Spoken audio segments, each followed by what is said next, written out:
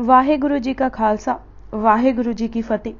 Punjabi audio book YouTube channel सुन रहे सारे ਸਰੋਤਿਆਂ ਨੂੰ ਮੇਰੇ ਸੁਤੰਤਰ ਕੌਰ ਵੱਲੋਂ ਪਿਆਰ ਭਰੀ ਸਤਿ ਸ਼੍ਰੀ ਅਕਾਲ। ਅੱਜ ਅਸੀਂ ਪ੍ਰਤੱਖ ਹਰ ਜੀਵਨੀ ਗੁਰੂ ਅਰਜਨ ਦੇਵ ਜੀ ਕਿਤਾਬ ਦਾ ਅਗਲਾ ਭਾਗ ਪੜ੍ਹਨ ਜਾ ਰਹੇ ਹਾਂ। ਪੰਨਾ ਨੰਬਰ 48, ਭਾਗ ਤੀਜਾ, ਉਸਾਰੀ ਫਿਰ ਲਵਾਈ ਅੰਮ੍ਰਿਤਸਰ।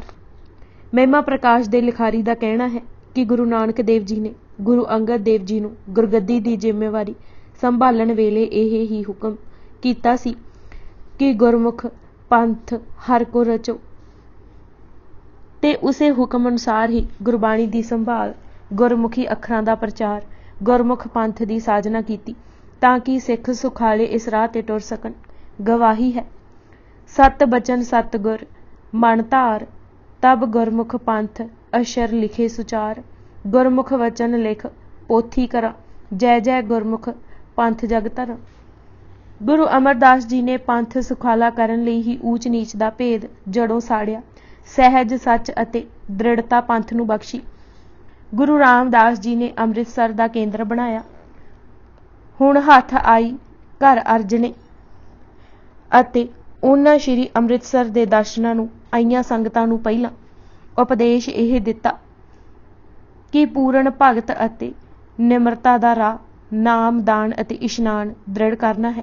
ਮਹਿਮਾ ਪ੍ਰਕਾਸ਼ ਦੇ ਹੀ ਸ਼ਬਦਾਂ ਵਿੱਚ ਸਭ ਸੰਗਤ ਕੋ ਉਪਦੇਸ਼ ਹੋਏ, ਸ਼ੁਭ ਕਰਮ ਕਰੋ ਮਨ ਪ੍ਰੀਤ, ਨਾਮ ਦਾਨ ਇਸ਼ਨਾਨ ਇਹ ਪੂਰਨ ਭਗਤੀ ਬਨੀਤ।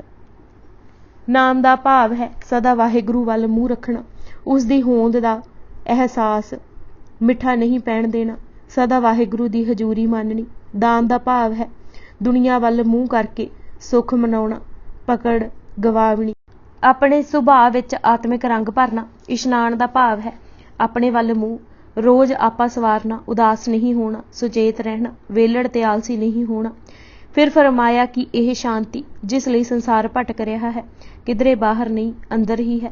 ਪਹਿਲਾਂ ਅੰਦਰਲਾ ਸ਼ਾਂਤ ਕਰਨਾ ਜ਼ਰੂਰੀ ਹੈ। ਘਰ ਜੰਗਲ ਨੂੰ ਇੱਕੋ ਜਿਹਾ ਜਾਣਨਾ ਹੈ, ਘਰ ਬੈਠਿਆਂ ਉਦਾਸ ਰਹਿਣਾ ਹੈ। ਜੰਗਲਾਂ ਵਿੱਚ ਭਟਕਣ ਦੀ ਲੋੜ ਨਹੀਂ, ਹਿਰਦੇ ਅੰਦਰ ਤਾਂ ਕੇਵਲ ਇੱਕ ਪਰਮਾਤਮਾ ਨੂੰ ਵਸਾਉਣਾ ਹੈ, ਸਿਰਫ ਉਸ ਨੂੰ ਹੀ ਪਿਆਰ ਕਰਨਾ ਹੈ। ਬਾਹਰ ਦੁਨਿਆਵੀ ਕੰਮ ਕਰੀ ਜਾਣੇ ਹਨ, ਠੱਪ ਨਹੀਂ ਦੇਣੀ। ਇਹ ਅੰਦਰ ਅਤੇ ਬਾਹਰ ਦੀ ਖੇਡ ਹੈ ਜੋ ਦੋ ਮੈਦਾਨਾਂ ਵਿੱਚ ਇੱਕੋ ਵੇਲੇ ਖੇਡਣ ਦੀ ਜਾਂਚ ਗੁਰੂ ਨਾਨਕ ਨੇ ਸਿਖਾਈ ਹੈ। ਅੰਦਰ ਦੀ ਏਕਤਾ ਅਤੇ ਬਾਹਰ ਦੀ ਅਨੇਕਤਾ ਦੋਨਾਂ ਨੂੰ ਬਰਾਬਰ ਚਲਾਈ ਟੁਰੀ ਜਾਣਾ ਹੈ, ਵਾਧ ਘਾਟ ਨਹੀਂ ਹੋਣ ਦੇਣੀ। ਜੇ ਕਸਰ ਪੈ ਜਾਏ ਤਾਂ ਉਸੇ ਦਮ ਠੀਕ ਕਰ ਲੈਣੀ ਹੈ। ਫਰਕ ਪਿਆ ਨਹੀਂ ਕਿ ਚਿੱਤ ਦੀ ਸਥਿਰਤਾ ਗਈ ਨਹੀਂ, ਉਹ ਪਿਆ ਫਰਕ ਠੀਕ ਕਰਨਾ ਜ਼ਰੂਰੀ ਹੈ। ਸਹਿਜ ਯੋਗ ਤੋਂ ਹੁਣ ਰਾਜ ਯੋਗ ਵੱਲ ਵਧਣਾ ਹੈ। ਸਹਿਜ ਯੋਗ ਇੱਕ ਛਾਬੇ ਦੀ ਚੀਜ਼ ਹੈ ਅਤੇ ਰਾਗ ਯੋਗ ਦੋ ਪਲੜੇ ਦਾ ਤਰਾਜੂ ਹੈ ਜਿਸ ਨੂੰ ਸਾਵਾਂ ਤੋਲਣਾ ਅਤੇ ਜੋਖਣਾ ਹੈ। ਸਮਾਜਿਕ ਪਹਿਲੂ ਵੱਲ ਵੀ ਖਾਸ ਧਿਆਨ ਦੇਣਾ ਹੈ, ਸਮੱਸਿਆਵਾਂ ਤੋਂ ਦੂਰ ਨਹੀਂ ਭੱਜਣਾ। ਪ੍ਰਾਪਤ ਆਤਮਿਕ ਉੱਚਤਾ ਨਾਲ ਇਰਦ ਗਿਰਦ ਨੂੰ ਵੀ ਉਚਿਆਣਾ ਹੈ। ਐਸੀ ਜੀਵਨ ਜਾਂਚ ਦਾ ਨਾਂ ਹੀ ਰਾਜ ਯੋਗ ਹੈ। ਸਿੱਖ ਘਰ ਵਿੱਚ ਹਠ ਯੋਗ ਨੂੰ ਕੋਈ ਥਾਂ ਨਹੀਂ। ਆਪਣੇ ਤਜਰਬੇ ਨੂੰ ਬਚਨਾਂ ਵਿੱਚ ਉਚਾਰਦੇ ਕਿਹਾ, ਥਿਰ ਥਿਰ ਚਿੱਤ ਥਿਰ ਹਾਂ, ਬਣ ਗ੍ਰਹਿ ਸਮਸਰ ਹਾਂ, ਅੰਤਰ ਏਕ ਪਿਰ ਹਾਂ, ਬਾਹਰ ਅਨੇਕ ਧਰ ਹਾਂ, ਰਾਜਨ ਜੋਗ ਕਰ ਹਾਂ, ਕਹਿ ਨਾਨਕ ਲੋਗ ਅਲੋਗੀ ਰੀ ਸਖੀ। ਇਹ ਵੀ ਫਰਮਾਇਆ ਕਿ ਰਸਨਾ ਨਾਲ ਉਸ ਦਾ ਜਾਪ ਕਰਨਾ, ਮਨ ਨਾਲ ਉਸ ਨੂੰ ਪਿਆਰਨਾ, ਗੁਰੂ ਹੁਕਮ ਨੂੰ ਹਿਰਦੇ ਧਾਰਨਾ ਅਤੇ ਮਾਇਆ ਵੱਲੋਂ ਮਨ ਹੋੜਦੇ ਰਹਿਣ ਨਾਲ ਉਸ ਪ੍ਰਭੂ ਦਾ ਦੀਦਾਰ ਸਹਿਲੇ ਹੋ ਜਾਂਦਾ ਹੈ। ਗੋਬਿੰਦ ਗੋਬਿੰਦ ਕਰ ਹਾਂ, ਹਰ ਹਰ ਮਨ ਪਿਆਰ ਹਾਂ, ਗੁਰ ਕੇਹਾ ਸੁ ਚਿੱਤ ਧਰ ਹਾਂ, ਅਣਸਿਉ ਤੋਰ ਫੇਰ ਹਾਂ, ਐਸਾ ਲਾਲਨ ਪਾਇਓ ਰੀ ਸਖੀ। ਸ਼੍ਰੀ ਅੰਮ੍ਰਿਤਸਰ ਪੁੱਜਦੇ ਸਾਰ ਸੰਗਤਾਂ ਨੂੰ ਮਸੰਦਾਂ ਰਾਹੀਂ ਮੰਜੀ ਬਰਦਾਰਾਂ ਨੂੰ ਹੁਕਮਨਾਮੇ ਭੇਜੇ ਕਿ ਸ਼੍ਰੀ ਅੰਮ੍ਰਿਤਸਰ ਦੀ ਉਸਾਰੀ ਉਸੇ ਤਰ੍ਹਾਂ ਜਾਰੀ ਹੈ ਅਤੇ ਸੰਗਤਾਂ ਹੁਮ ਹੁਮਾ ਕੇ ਸੇਵਾ ਲਈ ਪੁੱਜਣ ਅਤੇ ਕਾਰ ਭੇਟਾ ਕਰਨ। ਤਾਲ ਨੂੰ ਪੱਕਾ ਕਰਨ ਦੀ ਵਿਉਂਤ ਵੀ ਬਣਾ ਲਈ। ਸ਼ਹਿਰ ਦੀ ਉਸਾਰੀ ਦੇ ਉਚੇਚੇ ਪ੍ਰਬੰਧ ਕੀਤੇ। ਸੰਗਤਾਂ ਵੀ ਦੂਰੋਂ ਨੇੜੇ ਸੇਵਾ ਕਰਨ ਲਈ ਪੁੱਜਣ ਲੱਗੀਆਂ। ਮਹਿਮਾ ਪ੍ਰਕਾਸ਼ ਦਾ ਕਹਿਣਾ ਹੈ ਕਿ ਅੰਮ੍ਰਿਤਸਰ ਦਾ ਬਹੁਤਾ ਵਿਸਥਾਰ ਗੁਰੂ ਅਰਜਨ ਦੇਵ ਨੇ ਹੀ ਕੀਤਾ ਹੈ। ਦੂਰੋਂ ਦੂਰੋਂ ਆ ਕੇ ਤਾਲ ਪੱਕਾ ਕਰਨ ਅਤੇ ਹੋਰ ਸੇਵਾਵਾਂ ਵਿੱਚ ਜੁੜ ਸੰਗਤਾਂ ਆਨੰਦ ਪ੍ਰਾਪਤ ਕਰਦੀਆਂ। देस देस सो सिख तह आवे, खोदे माटी सीस उठावे, रोग सोक सब होए बिवरत। आप जी संगतां नूं ਇਹ ही ਕਹਿੰਦੇ कि ਇਹ सब कार गुरु साहिबान दे हुक्म मुताबिक हो रही है, इस विच चूक नहीं पैण देनी। गुरु नानक, गुरु अंगद खास, अमरदेव, श्री गुरु रामदास, चारों गुर की मर्जी संगा, प्रगटायो तीर्थ ਇਹ ਚੰਗਾ। ਉਂਝ ਤਾਂ ਸੰਗਤਾਂ ਹਰ ਪਾਸਿਓਂ ਸ਼੍ਰੀ ਅੰਮ੍ਰਿਤਸਰ ਆ ਕੇ ਸੇਵਾ ਕਰ ਰਹੀਆਂ ਸਨ ਅਤੇ ਕੁਝ ਦਿਨ ਟਿਕਦੀਆਂ ਵੀ ਸਨ, ਪਰ ਭਾਈ ਬਹਿਲੋ ਇੱਕ ਐਸਾ ਸਿੱਖ ਹੈ ਜਿਸ ਸੇਵਾ ਦੀ ਹੱਦ ਦਰਸਾ ਕੇ ਗੁਰੂ ਮਹਾਰਾਜ ਕੋਲੋਂ ਸਭ ਤੋਂ ਪਹਿਲੋਂ ਹੋਣ ਦਾ ਵਰ ਅਤੇ ਬਖਸ਼ਿਸ਼ ਲਈ। ਮਹਿਮਾ ਪ੍ਰਕਾਸ਼ ਦੇ ਲਿਖਾਰੀ ਨੇ ਉਹਨਾਂ ਦਾ ਨਾਂ ਬਹਿਲੋਲ ਕਰਕੇ ਲਿਖਿਆ ਹੈ। ਜਾਤ ਉਹ ਵੀ ਫਫੜਾ ਹੀ ਲਿਖਦੇ ਹਨ। ਲੱਖੀ ਜੰਗਲ ਦੇ ਉਹ ਵਸਨੀਕ ਸਨ। ਜਦ ਬਖਸ਼ਿਸ਼ਾਂ ਲੈ ਕੇ ਪਿੰਡ ਮੁੜੇ ਤਾਂ ਇੰਜ ਪ੍ਰਤੀਤ ਹੁੰਦਾ ਹੈ ਕਿ ਗੁਰੂ ਜੀ ਨੇ ਬਹਿਲੋ ਕਹਿ ਕੇ ਨਿਵਾਜਿਆ। ਫਿਰ ਸਭ ਬਹਿਲੋਲ ਦੀ ਥਾਂ ਬਹਿਲੋ ਕਹਿਣ ਲੱਗ ਪਏ। ਭਇਆ ਬਖਸ਼ ਸਿੱਧ ਸਾਜ, ਬਹਿਲੋਲ ਪੂਰਨ ਕਾਜ, ਧਰ ਭਾਈ ਬਹਿਲੋ ਨਾਮ, ਰਿੱਧ ਸਿੱਧ ਦੀਨੀ ਤਾਮ। ਪਹਿਲਾਂ ਬਹਿਲੋ ਜੀ ਸਖੀ ਸਰਵਰ ਦੇ ਪੁਜਾਰੀ ਸਨ। ਭਟਕਣਾ ਮੁੱਕੀ ਨਹੀਂ ਸੀ। ਸਾਥ ਨਾਲ ਅੰਮ੍ਰਿਤਸਰ ਗੁਰੂ ਅਰਜਨ ਦੇਵ ਜੀ ਦੇ ਦਰਸ਼ਨਾਂ ਨੂੰ ਆਏ। ਭਟਕਣਾ ਦੇਖ ਮਹਾਰਾਜ ਨੇ ਕਿਹਾ, ਸਭ ਤੋਂ ਜ਼ਰੂਰੀ ਸ਼ਰਧਾ ਹੈ। ਇਹ ਭਗਤੀ ਵੀ ਛਿੱਲ ਨਿਆਈ ਹੈ। ਸ਼ਰਧਾ ਮੂਲ ਭਗਤ ਤੁਚ ਸਾਰੇ। ਐਸੀ ਬਚਨਾਂ ਦੀ ਚੋਟ ਲੱਗੀ ਕਿ ਘਰ ਦਾ ਖਿਆਲ ਛੁੱਟ ਗਿਆ। ਨੀਂਦ, ਭੁੱਖ, ਆਲਸ ਸਭ ਤਿਆਗ ਕੇ ਦਿਨ ਰਾਤ ਸੇਵਾ ਵਿੱਚ ਜੁਟੇ ਰਹਿੰਦੇ। ਪ੍ਰਸ਼ਾਦ ਲਈ ਰਸਦ ਘਰੋਂ ਲੈ ਕੇ ਆਉਂਦੇ। ਲੰਗਰ ਵਿੱਚੋਂ ਜੇ ਪ੍ਰਸ਼ਾਦ ਮੂੰਹ ਲਾਉਣਾ ਵੀ ਹੁੰਦਾ ਤਾਂ ਜੂਠੀਆਂ ਪੱਤਲਾਂ ਵਿੱਚੋਂ ਕਿਣਕਾ ਮਾਤਰ ਲੈ ਲੈਂਦੇ। ਇਸ ਲਗਨ ਨਾਲ ਸੇਵਾ ਕਰਦੇ ਕਿ ਸਭ ਹੈਰਾਨ ਹੁੰਦੇ। ਵੱਡੀ ਭਰਵੀਂ ਟੋਕਰੀ ਚੁੱਕ ਕੇ ਸਤਨਾਮ ਜਪਦੇ ਜਾਂਦੇ। ਮਸਤਕ ਖਿੜਿਆ ਰਹਿੰਦਾ। ਵਾਹਿਗੁਰੂ ਮੁਖ ਉੱਚੇ ਕੇਰੇ, ਸਿਰ ਮਾਈ ਭਾਰ ਨਾਚੇ ਲੈ ਫੇਰੇ। ਗੁਰੂ ਅਰਜਨ ਦੇਵ ਜੀ ਨੇ ਤਾਲ ਪੱਕਾ ਕਰਵਾਉਣ ਲਈ ਉਚੇਚਾ ਇੱਟਾਂ ਦਾ ਆਵਾ ਲਗਾਇਆ ਸੀ। ਕਿਸੇ ਭਾਈ ਬਹਿਲੋ ਨੂੰ ਦੱਸ ਪਾਈ ਸੀ ਕਿ ਜੇ ਗੰਦ ਮੈਲਾ ਅਗਨੀ ਨਾਲ ਭੱਠੇ ਵਿੱਚ ਪਾਇਆ ਜਾਏ ਤਾਂ ਇੱਟਾਂ ਪੱਕੀਆਂ ਸੁਰਖ ਅਤੇ ਸੋਹਣੀਆਂ ਹੁੰਦੀਆਂ ਹਨ। ਬਿਸ਼ਟਾ ਸੇ ਕਰ ਇਨ ਮਹਿ ਪਾਈ, ਤੇ ਆਛੀ ਪਾਕੀ ਹੋਏ ਲਾਲ, ਘਸੇ ਨ ਫੂਟੇ ਤਤਕਾਲ। ਇਹ ਸੁਣਦੇ ਸਾਰ ਨਗਰ ਦੇ ਸੁਪੰਚਾਂ ਨੂੰ ਪ੍ਰੇਰਿਆ ਅਤੇ ਸਾਰਾ ਗੰਦ ਆਪੂ ਢੋ ਕੇ ਆਵੇ ਵਿੱਚ ਜਾ ਪਾਉਂਦੇ। ਗਿਆਨੀ ਗਿਆਨ ਸਿੰਘ ਜੀ ਦੇ ਸ਼ਬਦਾਂ ਵਿੱਚ, ਸੂਪ ਫਾਹਰੀ ਹੱਥ ਲੈ, ਚੁੱਕ ਮੈਲਾ ਕੂਰਾ, ਵੀਚ ਪੰਜਾਵੇ ਪਾਹਵੀ, ਜਯੋ ਪੱਕੇ ਪੂਰਾ। ਜਦ ਆਵਾ ਪੱਕਿਆ ਅਤੇ ਇੱਟਾਂ ਲਾਲ ਅਤੇ ਪੱਕੀਆਂ ਗੁਰੂ ਜੀ ਨੇ ਦੇਖੀਆਂ ਤਾਂ ਉਹਨਾਂ ਪੁੱਛਿਆ ਕਿ ਇਹ ਕਿਸ ਤਰ੍ਹਾਂ ਬਣੀਆਂ ਹਨ। ਤਾਂ ਦੱਸਣ ਵਾਲੇ ਦੱਸਿਆ ਕਿ ਭਾਈ ਬਹਿਲੋ ਦੇ ਉਦਮ ਕਾਰਨ ਹੋਇਆ ਹੈ। ਤਾਂ ਗੁਰੂ ਜੀ ਨੇ ਭਾਈ ਜੀ ਨੂੰ ਸੰਗਤ ਵਿੱਚ ਬੁਲਾ ਕੇ ਅਸੀਸ ਤੇ ਵਰ ਦਿੱਤੇ ਅਤੇ ਫਰਮਾਇਆ, ਕਬਹੂ ਤੁਮਰੇ ਬਚਨ ਨ ਟਲੇ, ਭਾਈ ਬਹਿਲੋ ਸਭ ਤੋਂ ਪਹਿਲੋ। ਉੱਥੇ ਉਹ ਮਾਲਵਾ ਦੇ ਪ੍ਰਚਾਰ ਵਿੱਚ ਜੁਟ ਪਏ। ਸੰਗਤਾਂ ਨਾਲ ਆ ਕੇ ਸੇਵਾ ਵੀ ਕਰਦੇ ਰਹਿੰਦੇ। ਨਿੱਤ ਦੀ ਕਾਰ ਗੁਰੂ ਅਰਜਨ ਦੇਵ ਜੀ ਨੇ ਸ਼੍ਰੀ ਅੰਮ੍ਰਿਤਸਰ ਦੀਵਾਨ ਦੀ ਅਤੇ ਨਿੱਤ ਦੀ ਉਹ ਮਰਿਆਦਾ ਰੱਖੀ ਜੋ ਗੁਰੂ ਰਾਮਦਾਸ ਜੀ ਦ੍ਰਿੜ ਕਰਾ ਗਏ ਸਨ।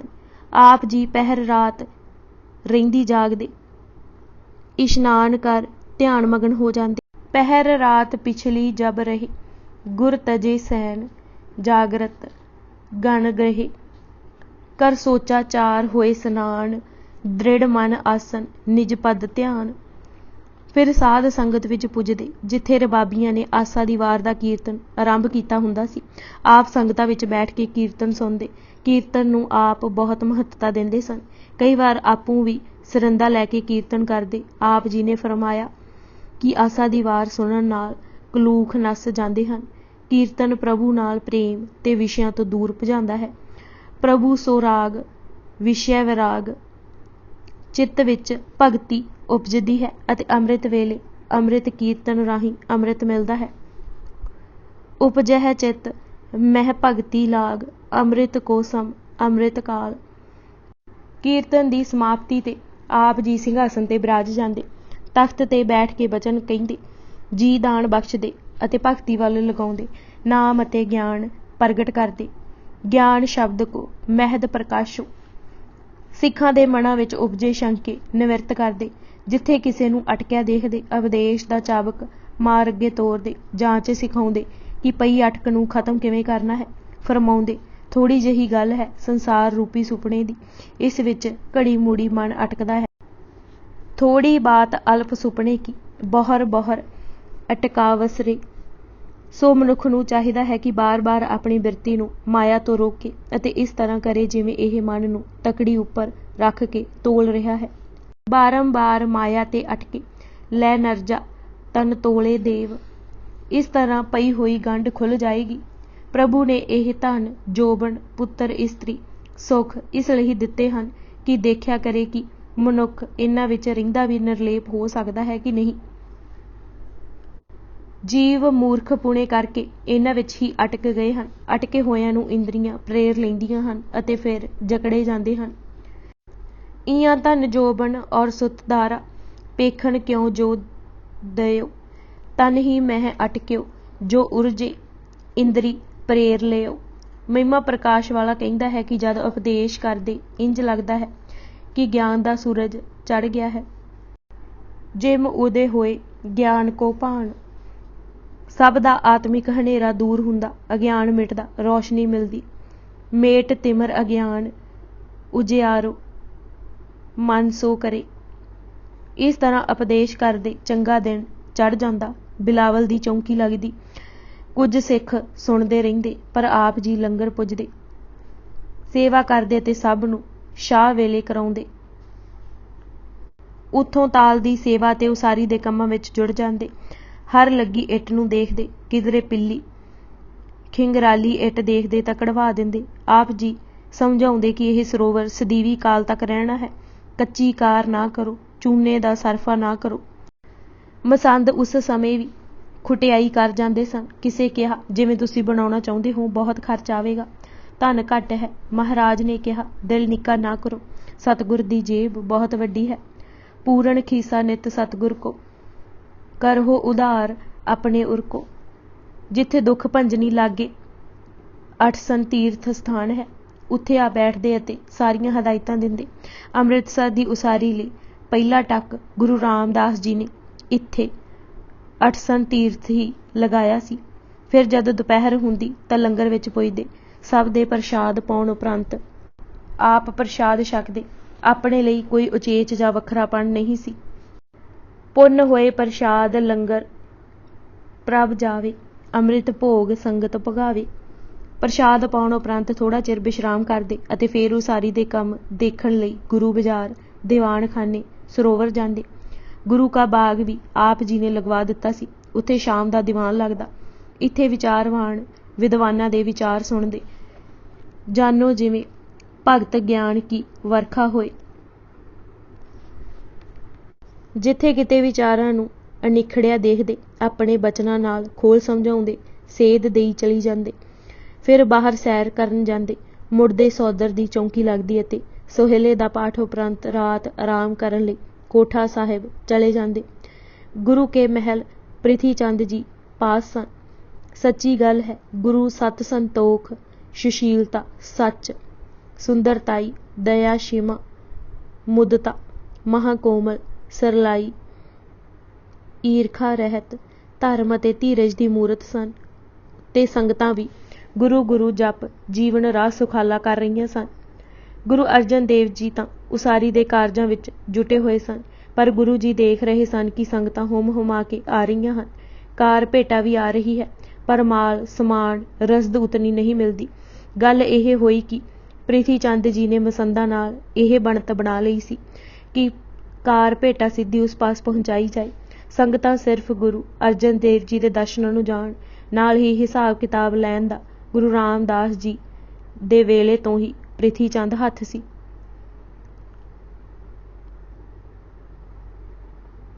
ਗੁਰੂ ਜੀ ਨੇ ਵੀ ਇਸ ਨੂੰ ਉਸੇ ਤਰ੍ਹਾਂ ਰਹਿਣ ਦਿੱਤਾ। ਹੁਣ ਉਸ ਨੇ ਜਾਲ ਇਤਨਾ ਬੁਣ ਲਿਆ ਸੀ ਕਿ ਮਸੰਦਾਂ ਦੀ ਉਗਰਾਹੀ ਕਰਨ ਸਾਰ ਹੀ ਆਪਣੇ ਹੋਰ ਨਿੱਜੀ ਸੇਵਕ ਭੇਜ ਦਿੰਦਾ ਜਾਂ ਰਾਹ ਵਿੱਚੋਂ ਹੀ ਕਾਰ ਭੇਟਾ ਲੈ ਕੇ ਰੱਖ ਲੈਂਦਾ। ਗੁਰੂ ਜੀ ਨੂੰ ਸਭ ਸੋਹਾਂ ਮਿਲ ਰਹੀਆਂ ਸਨ, ਪਰ ਧੀਰਜ ਦੀ ਮੂਰਤ ਨੇ ਕੁਝ ਨਾ ਕਿਹਾ। ਸੰਗਤਾਂ ਦਾ ਉਮਾਂ ਵੱਧ ਰਿਹਾ ਸੀ। ਉੱਧਰ ਲੰਗਰ ਵਿੱਚ ਰਸਦ ਸਮਾਨ ਨਾ ਪੁੱਜਣ ਕਾਰਨ ਲੰਗਰ ਦੀ ਹਾਲਤ ਮਸਤਾਨੀ ਹੁੰਦੀ ਜਾ ਰਹੀ ਸੀ। ਪ੍ਰਿਥੀ ਚੰਦ ਦਾ ਖਿਆਲ ਸੀ ਕਿ ਜਦ ਸੰਗਤਾਂ ਲੰਗਰ ਦੀ ਮਾੜੀ ਹਾਲਤ ਦੇਖਣਗੀਆਂ ਤਾਂ ਮੂੰਹ ਮੋੜ ਲੈਣਗੀਆਂ। ਲੰਗਰ ਦੀ ਹਾਲਤ ਇੱਥੋਂ ਤੱਕ ਵਿਗੜ ਗਈ ਕਿ ਪਹਿਲਾਂ ਇੱਕ ਡੰਗ ਦਾ ਪ੍ਰਸ਼ਾਦ ਪੱਕਣ ਲੱਗਾ ਅਤੇ ਫਿਰ ਸਿਰਫ ਛੋਲਿਆਂ ਦਾ ਮੋਟਾ ਅੰਨ। ਆਪ ਜੀ ਨੇ ਪਹਿਲਾਂ ਆਪਣੀ ਸੁਪਤਨੀ ਗੰਗਾ ਦੇ ਜੇਵਰ ਵੇਚੇ, ਫਿਰ ਘਰ ਦਾ ਸਮਾਨ, ਫਿਰ ਗੋਇੰਦਵਾਲ ਤੋਂ ਬਾਬਾ ਮੋਹਨ ਜੀ ਅਤੇ ਮੋਹਰੀ ਜੀ ਕੋਲੋਂ ਕੁਝ ਰਕਮ ਮੰਗਵਾਈ। ਪਰ ਇੰਜ ਕਿਵੇਂ ਚੱਲਦੀ? ਆਮਦਨ ਦੇ ਦਰਵਾਜ਼ੇ ਬੰਦ ਤੇ ਖਰਚਾ ਦਿਨੋਂ ਦਿਨ ਦੂਣਾ। ਪ੍ਰਿਥੀ ਚੰਦ ਨੇ ਇੱਕ ਹੋਰ ਵਾਰ ਕੀਤਾ। ਦੋਵਾਂ ਪਿਓ ਪੁੱਤਰਾਂ ਸੱਤਾ ਜੀ ਅਤੇ ਬਲਵੰਡ ਜੀ ਨੂੰ ਚੁੱਕਿਆ ਕਿ ਗੁਰੂ ਕੋਲੋਂ ਹੁਣ ਤੁਸੀਂ ਕੀ ਲੈਣਾ ਹੈ। ਉਸ ਪਾਸ ਤਾਂ ਇੱਕ ਡੰਗ ਜੋਗਾ ਪ੍ਰਸ਼ਾਦ ਵੀ ਨਹੀਂ। ਕੁਝ ਉਹਨਾਂ ਨੂੰ ਹੁਣ ਮਨਮਰਜ਼ੀ ਦੀ ਭੇਟ ਵੀ ਨਹੀਂ ਮਿਲ ਰਹੀ ਸੀ। ਸੱਤੇ ਦੀ ਲੜਕੀ ਦੀ ਸ਼ਾਦੀ ਸੀ। ਉਸ ਮੰਗਾਲੀ ਪਾਈ। ਗੁਰੂ ਜੀ ਨੇ ਮਜਬੂਰੀ ਦੱਸੀ ਤਾਂ ਉੱਚਾ ਨੀਵਾਂ ਬੋਲਣ ਲੱਗ ਗਿਆ। ਇੱਥੋਂ ਤੱਕ ਆਖ ਗਏ ਕਿ ਸਾਡੇ ਕਰਕੇ ਹੀ ਸੰਗਤਾਂ ਆਉਂਦੀਆਂ ਹਨ ਅਤੇ ਜੇ ਉਹ ਕੀਰਤਨ ਨਾ ਕਰਨ ਤਾਂ ਤੁਹਾਨੂੰ ਗੁਰੂ ਕੋਈ ਨਾ ਆਖੇ। ਗੁਰੂ ਨਾਨਕ ਅਤੇ ਹੋਰ ਗੁਰੂ ਸਾਹਿਬਾਨਾਂ ਨੂੰ ਉਹਨਾਂ ਹੀ ਜਗਤ ਪ੍ਰਸਿੱਧ ਕੀਤਾ ਹੈ। ਗੁਰੂ ਅਰਜਨ ਜੀ ਨੇ ਬੜੀ ਨਿਮਰਤਾ ਨਾਲ ਸਮਝਾਇਆ, ਪਰ ਉਹਨਾਂ ਪਿੱਛੇ ਤਾਂ ਕੋਈ ਹੋਰ ਸ਼ੈ ਤੇ ਚੁੱਕ ਬੋਲ ਰਹੀ ਸੀ। ਜਦ ਹੋਰ ਕਬੋਲ ਬੋਲੇ ਤਾਂ ਆਪ ਜੀ ਨੇ ਹੁਕਮ ਕੀਤਾ, ਇਹਨਾਂ ਗੁਰੂ ਗਾਦੀ ਨੀਂਦੀ ਹੈ, ਸੋ ਇਹਨਾਂ ਨੂੰ ਮੱਥੇ ਨਾ ਲਗਾਇਆ ਜਾਏ। ਆਪੂ ਸਰਿੰਦਾ ਪਕੜ ਗੁਰੂ ਜੀ ਕੀਰਤਨ ਕਰਨ ਲੱਗੇ। ਸੰਗਤਾਂ ਨਾਲ ਰਲ ਪਈਆਂ।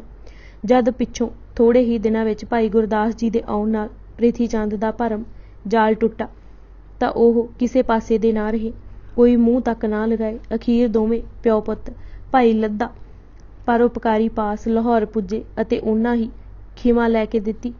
ਉਹਨਾਂ ਖਿਮਾ ਮੰਗਣ ਵੇਲੇ ਇੱਕ ਵਾਰ ਗਾਈ ਜੋ ਹੁਣ ਗੁਰੂ ਗ੍ਰੰਥ ਸਾਹਿਬ ਵਿੱਚ ਰਾਮਕਲੀ ਰਾਗ ਵਿੱਚ ਦਰਜ ਹੈ। ਭਾਈ ਗੰਗਾ ਰਾਮ ਦੀ ਸ਼ਰਧਾ, ਮਸੰਦ, ਸਵਾਰਥੀ ਅਤੇ ਸੱਤੇ ਬਲਵੰਡ ਵਰਗੇ ਤਾਂ ਬੇਸ਼ੱਕ ਗੁਰੂ ਸਾਥ ਛੱਡ ਰਹੇ ਸਨ, ਪਰ ਸੰਗਤਾਂ ਵਿੱਚ ਭਾਈ ਗੰਗਾ ਰਾਮ ਵਰਗੇ ਵੀ ਸਨ ਜੋ ਸਭ ਕੁਝ ਲੁਟਾ ਕੇ ਵੀ ਗੁਰੂ ਦੀ ਚਰਨ ਧੂੜ ਨੂੰ ਹੀ ਨੌਨਿੱਧ ਸਮਝਦੇ ਸਨ। ਜਦ ਲੰਗਰ ਦਾ ਅੰਨ ਬਿਲਕੁਲ ਹੀ ਮੁੱਕ ਗਿਆ ਤਾਂ ਗੰਗਾ ਰਾਮ ਜਜਮਾਨਾਂ ਪਾਸੋਂ ਆਪਣੀ ਉਗਰਾਹੀ ਕਰਕੇ ਬਾਜਰਾ ਦੇ ਭੰਡਾਰ ਬਠਿੰਡਾ ਤੋਂ ਲੈ ਕੇ ਵੇਚਣ ਲਈ ਜਾ ਰਿਹਾ ਸੀ। ਲੰਗਰ ਦੀ ਹਾਲਤ ਸੁਣ ਕੇ ਉਸਨੇ 100 ਮਣ ਬਾਜਰਾ ਲੰਗਰ ਲਈ ਭੇਜਣਾ ਚਾਹਿਆ। ਮਹਾਰਾਜ ਨੇ ਕਿਹਾ, ਦਿਜ ਕੋ ਦਰਬ ਲੇਤ ਸੋ ਨਾਹੀ, ਹਮਰੇ ਸਿੱਖ ਦੇਤ ਹਮ ਪਾਹੀ। ਮੁੱਲ ਲੈ ਲਵਾਂਗੇ ਅਤੇ ਵਿਸਾਖੀ ਤੇ ਮੁੱਲ ਤਾਰ ਦੇਵਾਂਗੇ। 5 ਦਿਨ ਉਹ 100 ਮਣ ਭੇਜਦਾ ਰਿਹਾ। ਜਦ ਪਿੱਛੋਂ ਰਕਮ ਗੁਰੂ ਜੀ ਦੇਣ ਲੱਗੇ ਤਾਂ ਸਿੱਖੀ ਦੀ ਦਾਤ ਮੰਗੀ। ਵਾਪਸ ਬਠਿੰਡਾ ਜਾ ਕੇ ਮਹਾਰਾਜ ਨੂੰ ਲਿਖਿਆ ਕਿ ਉਹ ਵੀ ਹੁਣ ਕਿਰਤ ਕਰਕੇ ਰੋਟੀ ਖਾਂਦਾ ਹੈ। ਪ੍ਰੋਹਤ ਧਰਮ ਛੋੜ ਲਿਖ ਦੀਨੋ, ਗੁਰੂ ਜੀ ਦੇ ਚਰਨੀ ਲੱਗਾ। ਭਾਈ ਗੁਰਦਾਸ ਜੀ ਆਗਰੇ ਵਿਖੇ ਸਿੱਖੀ ਪ੍ਰਚਾਰ ਵਿੱਚ ਜੁਟੇ ਹੋਏ ਸਨ। ਉਹਨਾਂ ਦੇ ਪ੍ਰਚਾਰ ਦਾ ਸਦਕਾ ਹੀ ਅਕਬਰ ਜਿਹੇ ਸ਼ਾਹ ਨੇ ਖੁੱਲ੍ਹ ਦਿਲੀ ਵਾਲੇ ਵਿਚਾਰ ਅਪਣਾਏ ਸਨ। 1581 ਈਸਵੀ ਨੂੰ ਹੀ ਅਕਬਰ ਨੇ ਦੀਨ ਏ ਇਲਾਹੀ ਦਾ ਐਲਾਨ ਕੀਤਾ ਸੀ ਅਤੇ 1581 ਨੂੰ ਹੀ ਗੁਰੂ ਅਰਜਨ ਦੇਵ ਜੀ ਨੇ ਗੁਰਗੱਦੀ ਦੀ ਜ਼ਿੰਮੇਵਾਰੀ ਸੰਭਾਲੀ ਸੀ।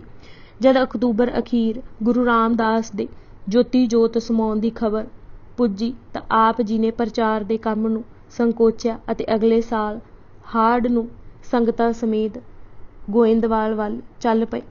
ਪੜਾਅ ਕਰਦੇ ਪੈਂਡਾ ਮੁਕਾਉਂਦੇ ਜਦ ਗੋਇੰਦਵਾਲ ਪਾਰ ਬਿਆਸਾ ਕਿਨਾਰੇ ਪੁੱਜੇ ਤਾਂ ਪਾਣੀ ਚੜ੍ਹਿਆ ਹੋਇਆ ਸੀ। ਸੰਗਤਾਂ ਬਹਿਬਲ ਹੋ ਰਹੀਆਂ ਸਨ। ਪਾਣੀ ਉਤਰਨ ਦਾ ਨਾਂ ਨਹੀਂ ਸੀ ਲੈਂਦਾ। ਜਦ ਇੱਕ ਸਿੱਖ ਨੇ ਗੁਰ ਕਾ ਬਚਨ ਬਸੇ ਜੀ ਨਾਲੇ, ਜਲ ਨਹੀਂ ਡੋਬੇ ਤਸਕਰ ਨਹੀਂ ਲੇਵੇ, ਭਾਰ ਨਾ ਸਾਕੇ ਜਾਲੇ ਰਹਾਓ, ਉੱਚੀ ਜਿਹਾ ਪੜਿਆ ਤਾਂ ਸਭ ਦਾ ਨਿਸ਼ਚਾ ਬੱਝ ਗਿਆ। ਸਭ ਤੋਂ ਅੱਗੇ ਭਾਈ ਗੁਰਦਾਸ ਜੀ ਲੱਗੇ ਅਤੇ ਦਰਿਆ ਪਾਰ ਕੀਤਾ। ਮਹਿਮਾ ਪ੍ਰਕਾਸ਼ ਦੇ ਸ਼ਬਦਾਂ ਵਿੱਚ, ਪ੍ਰਥਮ ਗੁਰਦਾਸ ਆਗਾ ਸਭ ਲੀਨਾ, ਸਭ ਸੰਗਤ ਲੈ ਪਏ ਪਾਰ ਪਰਬੀਨ। ਦੇਖਦੇ ਹੀ ਦੇਖਦੇ ਜਲ ਗੋਡੇ ਗੋਡੇ ਹੋ ਗਿਆ। ਜਾਨੂ ਲੱਗ ਜਲਪਾ ਸਲੀਤਾ ਕੋ। ਗੋਇੰਦਵਾਲ ਬਾਬਾ ਮੋਹਨ ਜੀ ਅਤੇ ਮੋਹਰੀ ਜੀ ਨੇ ਜੋ ਕੁਝ ਦੇਖਿਆ ਤੇ ਸੁਣਿਆ ਸੀ ਭਾਈ ਗੁਰਦਾਸ ਜੀ ਨੂੰ ਦੱਸਿਆ। ਆਪ ਜੀ ਉਸੇ ਦਿਨ ਸ਼੍ਰੀ ਅੰਮ੍ਰਿਤਸਰ ਵੱਲ ਚੱਲ ਪਏ। ਲੰਗਰ ਦੇ ਸਮੇਂ ਜਦ ਪ੍ਰਸ਼ਾਦ ਛਕਿਆ ਤਾਂ ਸੇਵਾਦਾਰਾਂ ਨੇ ਸੰਗਤ ਅੱਗੇ 2-2 ਛੋਲਿਆਂ ਦੀਆਂ ਰੋਟੀਆਂ ਲਿਆ ਰੱਖੀਆਂ। ਦੋਏ ਦੋਏ ਚਨਕ ਰੋਟੀ ਕਾ ਦੀਨਸ, ਵਰਤਾ ਗੁਰੂਦਾਸ ਸੋਲੀਨਸ। ਸੰਗਤਾਂ ਨੇ ਤਾਂ ਸ਼ਰਧਾ ਨਾਲ ਛਕ ਲਈਆਂ, ਪਰ ਭਾਈ ਗੁਰਦਾਸ ਜੀ ਜਿਨ੍ਹਾਂ ਨੇ ਗੁਰੂ ਕਾ ਲੰਗਰ ਗੋਇੰਦਵਾਲ ਵਿਖੇ ਗੁਰੂ ਅਮਰਦਾਸ ਜੀ ਦਾ ਦੇਖਿਆ ਸੀ, ਵਿਚਾਰਨ ਲੱਗੇ ਕਿ ਇਹ ਕੀ ਹੋ ਰਿਹਾ ਹੈ। ਪ੍ਰਸ਼ਾਦ ਛਕ ਕੇ ਅੰਦਰ ਪੁੱਜੇ ਜਿੱਥੇ ਬੀਬੀ ਭਾਨੀ ਜੀ ਆਪੂ ਲੰਗਰ ਪਕਾ ਰਹੇ ਸਨ। ਭਾਈ ਗੁਰਦਾਸ ਜੀ ਨੇ ਕਿਹਾ ਕਿ ਉਹ ਛੋਲਿਆਂ ਦੀਆਂ ਰੋਟੀਆਂ ਦੇਖ ਹੈਰਾਨ ਹੋਏ ਹਨ। ਮਾਤਾ ਭਾਨੀ ਜੀ ਨੇ ਕਿਹਾ, ਵੀਰ ਜੀ ਤੁਸੀਂ ਛੋਲਿਆਂ ਦੀ ਰੋਟੀ ਦੀ ਗੱਲ ਕਰਦੇ ਹੋ। ਕਹੂੰ ਸਮੇਂ ਇਹ ਪੀ ਨਹਿ ਪਾਵਤ। ਜਿੱਥੇ ਕਦੀ ਇਤਨਾ ਲੰਗਰ ਚੱਲਦਾ ਸੀ ਕਿ ਪਸ਼ੂ ਪੰਛੀ ਅਤੇ ਜਲ ਜੀਵ ਰੱਜ ਰੱਜ ਕੇ ਖਾਂਦੇ ਸਨ, ਹੁਣ ਪ੍ਰਿਥੀ ਚੰਦ ਦੇ ਬਖੇੜੇ ਕਾਰਨ ਇਹ ਹੋ ਰਿਹਾ ਸੀ। ਪ੍ਰਿਥੀ ਚੰਦ ਅਤੇ ਮਹਾਦੇਵ ਪਿਤਾ ਨੂੰ ਦੁਨਿਆਵੀ ਲੋਕਾਂ ਵਾਂਗ ਪਿਤਾ ਹੀ ਸਮਝਦੇ ਰਹੇ, ਗੁਰੂ ਨਾ ਹੀ ਜਾਤਾ। ਜੇ ਗੁਰੂ ਅਰਜਨ ਵੀ ਅਜਿਹੇ ਹੁੰਦੇ ਤਾਂ ਗੁਰਗੱਦੀ ਕੋਈ ਹੋਰ ਲੈ ਜਾਂਦਾ। ਤਿਨਕੇ ਸਮ ਸ਼੍ਰੀ ਅਰਜਨ ਕਰਤਾ, ਲੇਕਰ ਜਾਤ ਅਪਰ ਕੋ ਗੁਰਤਾ। ਸੇਵਕ ਹੀ ਇਹ ਵਸਤ ਸਦੀਵਾ, ਕਰ ਦਾਵਾ ਕੋ ਗੁਰ ਨਾ ਧੀਵਾ। ਜੋ ਵੀ ਭਟਾਵਾਂ ਆਉਂਦੀਆਂ ਹਨ ਉਹ ਪ੍ਰਿਥੀ ਚੰਦ ਪਾਸ ਰੱਖ ਲੈਂਦਾ ਹੈ। ਕਈ ਵਾਰੀ ਰਾਹ ਵਿੱਚ ਹੀ ਹਥਿਆ ਲੈਂਦਾ ਹੈ। ਸੰਗਤਾਂ ਨੂੰ ਲੰਗਰ ਵਿੱਚ ਭੇਜ ਦਿੰਦਾ ਹੈ। ਲੰਗਰ ਵਿੱਚ ਕੁਝ ਨਾ ਪੱਕੇ, ਸੰਗਤਾਂ ਤੇ ਬਹੁਤ ਮਾੜਾ ਪ੍ਰਭਾਵ ਪੈਂਦਾ ਹੈ। ਕੋਈ ਕੀ ਜਾਣੇ ਕਿ ਕਾਰ ਭੇਟ ਕਿੱਥੇ ਜਾ ਰਹੀ ਹੈ। ਗੁਰੂ ਅਰਜਨ ਜੀ ਕੁਝ ਨਹੀਂ ਕਹਿੰਦੇ। ਇਹ ਵਿਥਿਆ ਸੁਣ ਕੇ ਭਾਈ ਗੁਰਦਾਸ ਜੀ ਗੁਰੂ ਅਰਜਨ ਜੀ ਕੋਲ ਗਏ ਅਤੇ ਬੇਨਤੀ ਕਰਨ ਲੱਗੇ ਕਿ ਕੁਝ ਬੰਨ ਨੂੰ ਜ਼ਰੂਰ ਬੰਨਣਾ ਚਾਹੀਦਾ ਹੈ। ਇਸ ਤਰ੍ਹਾਂ ਕਿਵੇਂ ਚੱਲੇਗੀ? ਸੰਗਤਾਂ ਆਤਮਿਕ ਚਸ਼ਮੇ ਤੋਂ ਵਾਂਝੀਆਂ ਹੁੰਦੀਆਂ ਜਾਣਗੀਆਂ। ਗੁਰੂ ਜੀ ਨੇ ਫਿਰ ਵੀ ਇਹ ਹੀ ਕਿਹਾ ਕਿ ਗੁਰਤਾ ਕੋਈ ਧਨ ਪਦਾਰਥ ਲਈ ਨਹੀਂ ਹੈ, ਦਰਬ ਕੀ ਕਰਨਾ ਹੈ। ਪਰ ਭਾਈ ਗੁਰਦਾਸ ਜੀ ਨੇ ਚੁੱਪ ਰਹਿਣਾ ਨਾ ਮੁਨਾਸਿਬ ਸਮਝਿਆ। ਪ੍ਰਸਿੱਧ ਸਿੱਖਾਂ ਭਾਈ ਬੁੱਢਾ ਜੀ, ਮੋਹਰੀ ਜੀ, ਭਾਈ ਸਾਲੋ ਅਤੇ ਹੋਰ ਸਿੱਖਾਂ ਨੂੰ ਨਾਲ ਲੈ ਕੇ ਪ੍ਰਿਥੀ ਚੰਦ ਪਾਸ ਗਏ ਤੇ ਸਮਝਾਇਆ ਕਿ ਉਹ ਠੀਕ ਨਹੀਂ ਕਰ ਰਿਹਾ। ਕਾਰ ਭੇਟਾ ਤੇ ਮੱਲ ਮਾਰਨੀ ਉਸ ਨੂੰ ਸ਼ੋਭਾ ਨਹੀਂ ਦਿੰਦੀ। ਉਸ ਨੇ ਬਜਾਏ ਸ਼ਰਮਿੰਦਗੀ ਦੇ ਭਾਈ ਗੁਰਦਾਸ ਜੀ ਨੂੰ ਵੀ ਜਲੀਆਂ ਕਟੀਆਂ ਸੁਣਾਉਣੀਆਂ ਸ਼ੁਰੂ ਕਰ ਦਿੱਤੀਆਂ। ਭਾਈ ਗੁਰਦਾਸ ਜੀ ਵੀ ਚੁੱਪ ਨਾ ਰਹੇ। ਪ੍ਰਿਥੀ ਚੰਦ ਨੂੰ ਕਿਹਾ ਕਿ ਗੁਰੂ ਰਾਮਦਾਸ ਜੀ ਠੀਕ ਆਖ ਗਏ ਹਨ ਕਿ ਤੂੰ ਮੀਣਾ ਹੋ ਗਿਆ ਹੈ। ਗੁਰੂ ਸੂਰਜ ਨੂੰ ਕੋਈ ਛੁਪਾ ਨਹੀਂ ਸਕਦਾ। ਇਹ ਬਦਲੀ ਜੋ ਤੂੰ ਧੋਖੇ ਦੀ ਚਾੜੀ ਹੋਈ ਹੈ, ਇਹ ਬਹੁਤੀ ਦੇਰ ਨਹੀਂ ਰਹਿਣੀ। ਸਭ ਭਰਮ ਭੁਲੇਖੇ ਉੱਡ ਜਾਣਗੇ। ਕਦੀ ਕੋਈ ਟਟਹਿਣਾ ਵੀ ਸੂਰਜ ਬਣ ਸਕਿਆ ਹੈ। ਪਟ ਬੀਜਨੋ ਥੀਵ ਨਹਿ ਰਵ ਬੀਜਨੋ। ਗੁਰੂ ਅਰਜਨ ਦੇਵ ਜੀ ਦੇ ਸ਼ਾਂਤ ਸੁਭਾਅ ਕਾਰਨ ਜਿਤਨੀ ਤੂੰ ਮੌਜ ਉਡਾ ਚੁੱਕਾ, ਇਸ ਨੂੰ ਹੁਣ ਤੂੰ ਖਤਮ ਸਮਝ। ਜੇ ਕੁਝ ਬੱਚੇ ਰਾਤ ਨੂੰ ਖੇਡ ਪਾ ਕੇ ਬਾਦਸ਼ਾਹ ਵਜ਼ੀਰ ਬਣ ਜਾਣ ਤਾਂ ਕਿ ਉਹ ਬਾਦਸ਼ਾਹ ਹੋ ਜਾਂਦੇ ਹਨ। ਉਹ ਤਾਂ ਖਿੰਨ ਭਰ ਦੀ ਖੇਡ ਹੀ ਹੁੰਦੀ ਹੈ। ਇਹ ਖੇਡ ਵੀ ਮੁੱਕ ਚੁੱਕੀ ਹੈ। ਚੰਗਾ ਇਹ ਹੈ ਕਿ ਇਕੱਠੀ ਕੀਤੀ ਕਾਰ ਭੇਟਾ ਗੁਰੂ ਚਰਨਾਂ ਤੇ ਰੱਖ ਦੇ। ਇਸ ਪਰਥਾਏ ਤੇ ਸੰਗਤਾਂ ਨੂੰ ਸੁਚੇਤ ਰਹਿਣ ਤੇ ਰੱਖਣ ਲਈ ਇੱਕ ਵਾਰ ਵੀ ਭਾਈ ਗੁਰਦਾਸ ਜੀ ਨੇ ਲਿਖੀ ਜੋ ਮੀਣਿਆਂ ਦੀ ਵਾਰ ਕਰਕੇ ਜਾਣੀ ਜਾਂਦੀ ਹੈ। ਹੋਰ ਧਾਂਦਲੀ ਨੂੰ ਠੱਲ ਪਾਉਣ ਲਈ ਮੁਖੀ ਸਿੱਖਾਂ ਨੂੰ ਨਾਕਿਆਂ ਤੇ ਬਿਠਲਾ ਦਿੱਤਾ ਕਿ ਸੰਗਤਾਂ ਨੂੰ ਸੁਚੇਤ ਕਰਨ। ਆਪ ਬਾਬਾ ਬੁੱਢਾ ਜੀ ਨੂੰ ਨਾਲ ਲੈ ਕੇ ਪਿਪਲੀ ਸਾਹਿਬ ਚਲੇ ਗਏ ਅਤੇ ਆਈਆਂ ਸੰਗਤਾਂ ਨੂੰ ਕਿਹਾ ਕਿ ਕਾਰ ਭੇਟ ਉਹਨਾਂ ਨੂੰ ਹੀ ਦੇਣ, ਕਿਉਂਕਿ ਪ੍ਰਿਥੀ ਚੰਦ ਗੁਰੂ ਪਾਸ ਨਹੀਂ ਪੁੱਜਣ ਦਿੰਦਾ। ਜਦ ਕੁਝ ਨੇ ਕਿੰਤੂ ਕੀਤਾ ਤਾਂ ਭਾਈ ਸਾਹਿਬ ਨੇ ਕਿਹਾ ਕਿ ਪ੍ਰਿਥੀ ਚੰਦ ਪਾਸ ਖਾਲੀ ਹੱਥ ਜਾ ਕੇ ਦੇਖੋ ਤਾਂ ਸਹੀ ਕਿ ਉਹ ਤੁਹਾਡੇ ਨਾਲ ਕੀ ਸਲੂਕ ਕਰਦਾ ਹੈ। ਫਿਰ ਉਸੇ ਤਰ੍ਹਾਂ ਖਾਲੀ ਹੱਥ ਗੁਰੂ ਅਰਜਨ ਜੀ ਪਾਸ ਜਾਣਾ। ਕਾਰ ਭੇਟਾ ਤੁਹਾਡੀ ਸੁਰੱਖਿਅਤ ਹੈ।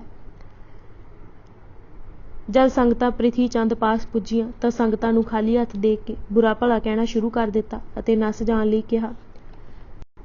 ਉਦੋਂ ਜਦ ਸੰਗਤਾਂ ਗੁਰੂ ਅਰਜਨ ਜੀ ਪਾਸ ਦਰਸ਼ਨਾਂ ਨੂੰ ਆਈਆਂ ਤਾਂ ਸਭ ਦੇਖ ਕੇ ਹੈਰਾਨ ਹੋਏ ਕਿ ਗੁਰੂ ਜੀ ਸ਼ਾਂਤ ਚਿੱਤ ਕੀਰਤਨ ਕਰ ਰਹੇ ਸਨ। ਮਸਤਕ ਡਲਕਾ ਮਾਰ ਰਿਹਾ ਹੈ, ਤ੍ਰਿਸ਼ਨਾ ਨੇੜੇ ਤੱਕ ਨਹੀਂ। ਨਿਰਵਿਕਾਰ ਮਨ ਸ਼ਾਂਤ ਸਰੂਪ, ਦੀਪਤ ਮਸਤਕ ਜੋਤ ਅਨੂਪ।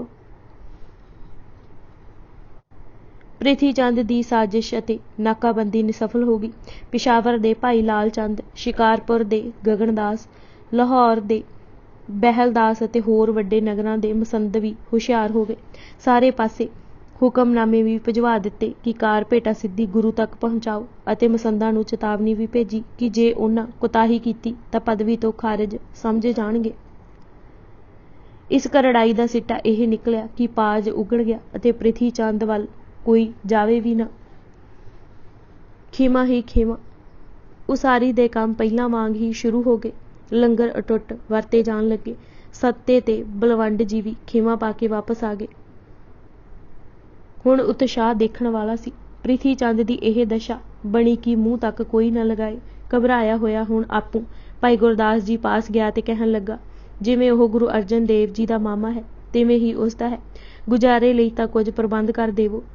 ਗੁਰੂ ਜੀ ਨੇ ਜਦ ਉਸ ਦੀ ਮਾੜੀ ਦਸ਼ਾ ਸੁਣੀ ਤੇ ਰੋਟੀ ਤੋਂ ਆਤੁਰ ਡਿੱਠਾ ਤਾਂ ਦੋਵੇਂ ਭਰਾਵਾਂ ਲਈ ਪ੍ਰਬੰਧ ਕਰ ਦਿੱਤੇ। ਦਿਆਲ ਮੂਰਤ ਨੇ ਨਗਰ ਦੀਆਂ ਦੁਕਾਨਾਂ ਦਾ ਕਿਰਾਇਆ ਤੇ ਮਸੂਲ ਪ੍ਰਿਥੀ ਚੰਦ ਨੂੰ ਦੇ ਦਿੱਤਾ। ਮਹਾਦੇਵ ਜੀ ਨੂੰ ਪਾਸੀਆਂ ਦੇ ਚੌਂਕ ਦੀ ਚੁੰਗੀ ਦੀ ਸਾਰੀ ਆਮਦਨ ਦੇ ਦਿੱਤੀ।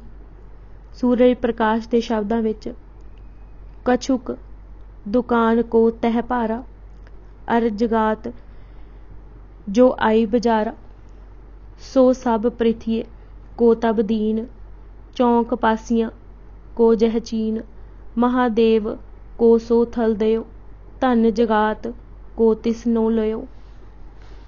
ਇਸ ਪਾਸਿਓਂ ਹੁਣ ਕੁਝ ਸਾਲ ਲਈ ਨਿਸ਼ਚਿੰਤਾ ਹੋ ਗਈ। ਇਹ ਸ਼ਾਂਤੀ ਤਕਰੀਬਨ 15 ਸਾਲ ਬਣੀ ਰਹੀ। ਬਾਹਰੋਂ ਪ੍ਰਿਥੀ ਚੰਦ ਤੇ ਕਰਮੋਂ ਕੁਝ ਨਹੀਂ ਸਨ ਕਹਿੰਦੇ, ਪਰ ਅੰਦਰੋਂ ਖੁਣਸ ਖਾਂਦੇ ਰਹਿੰਦੇ ਸਨ।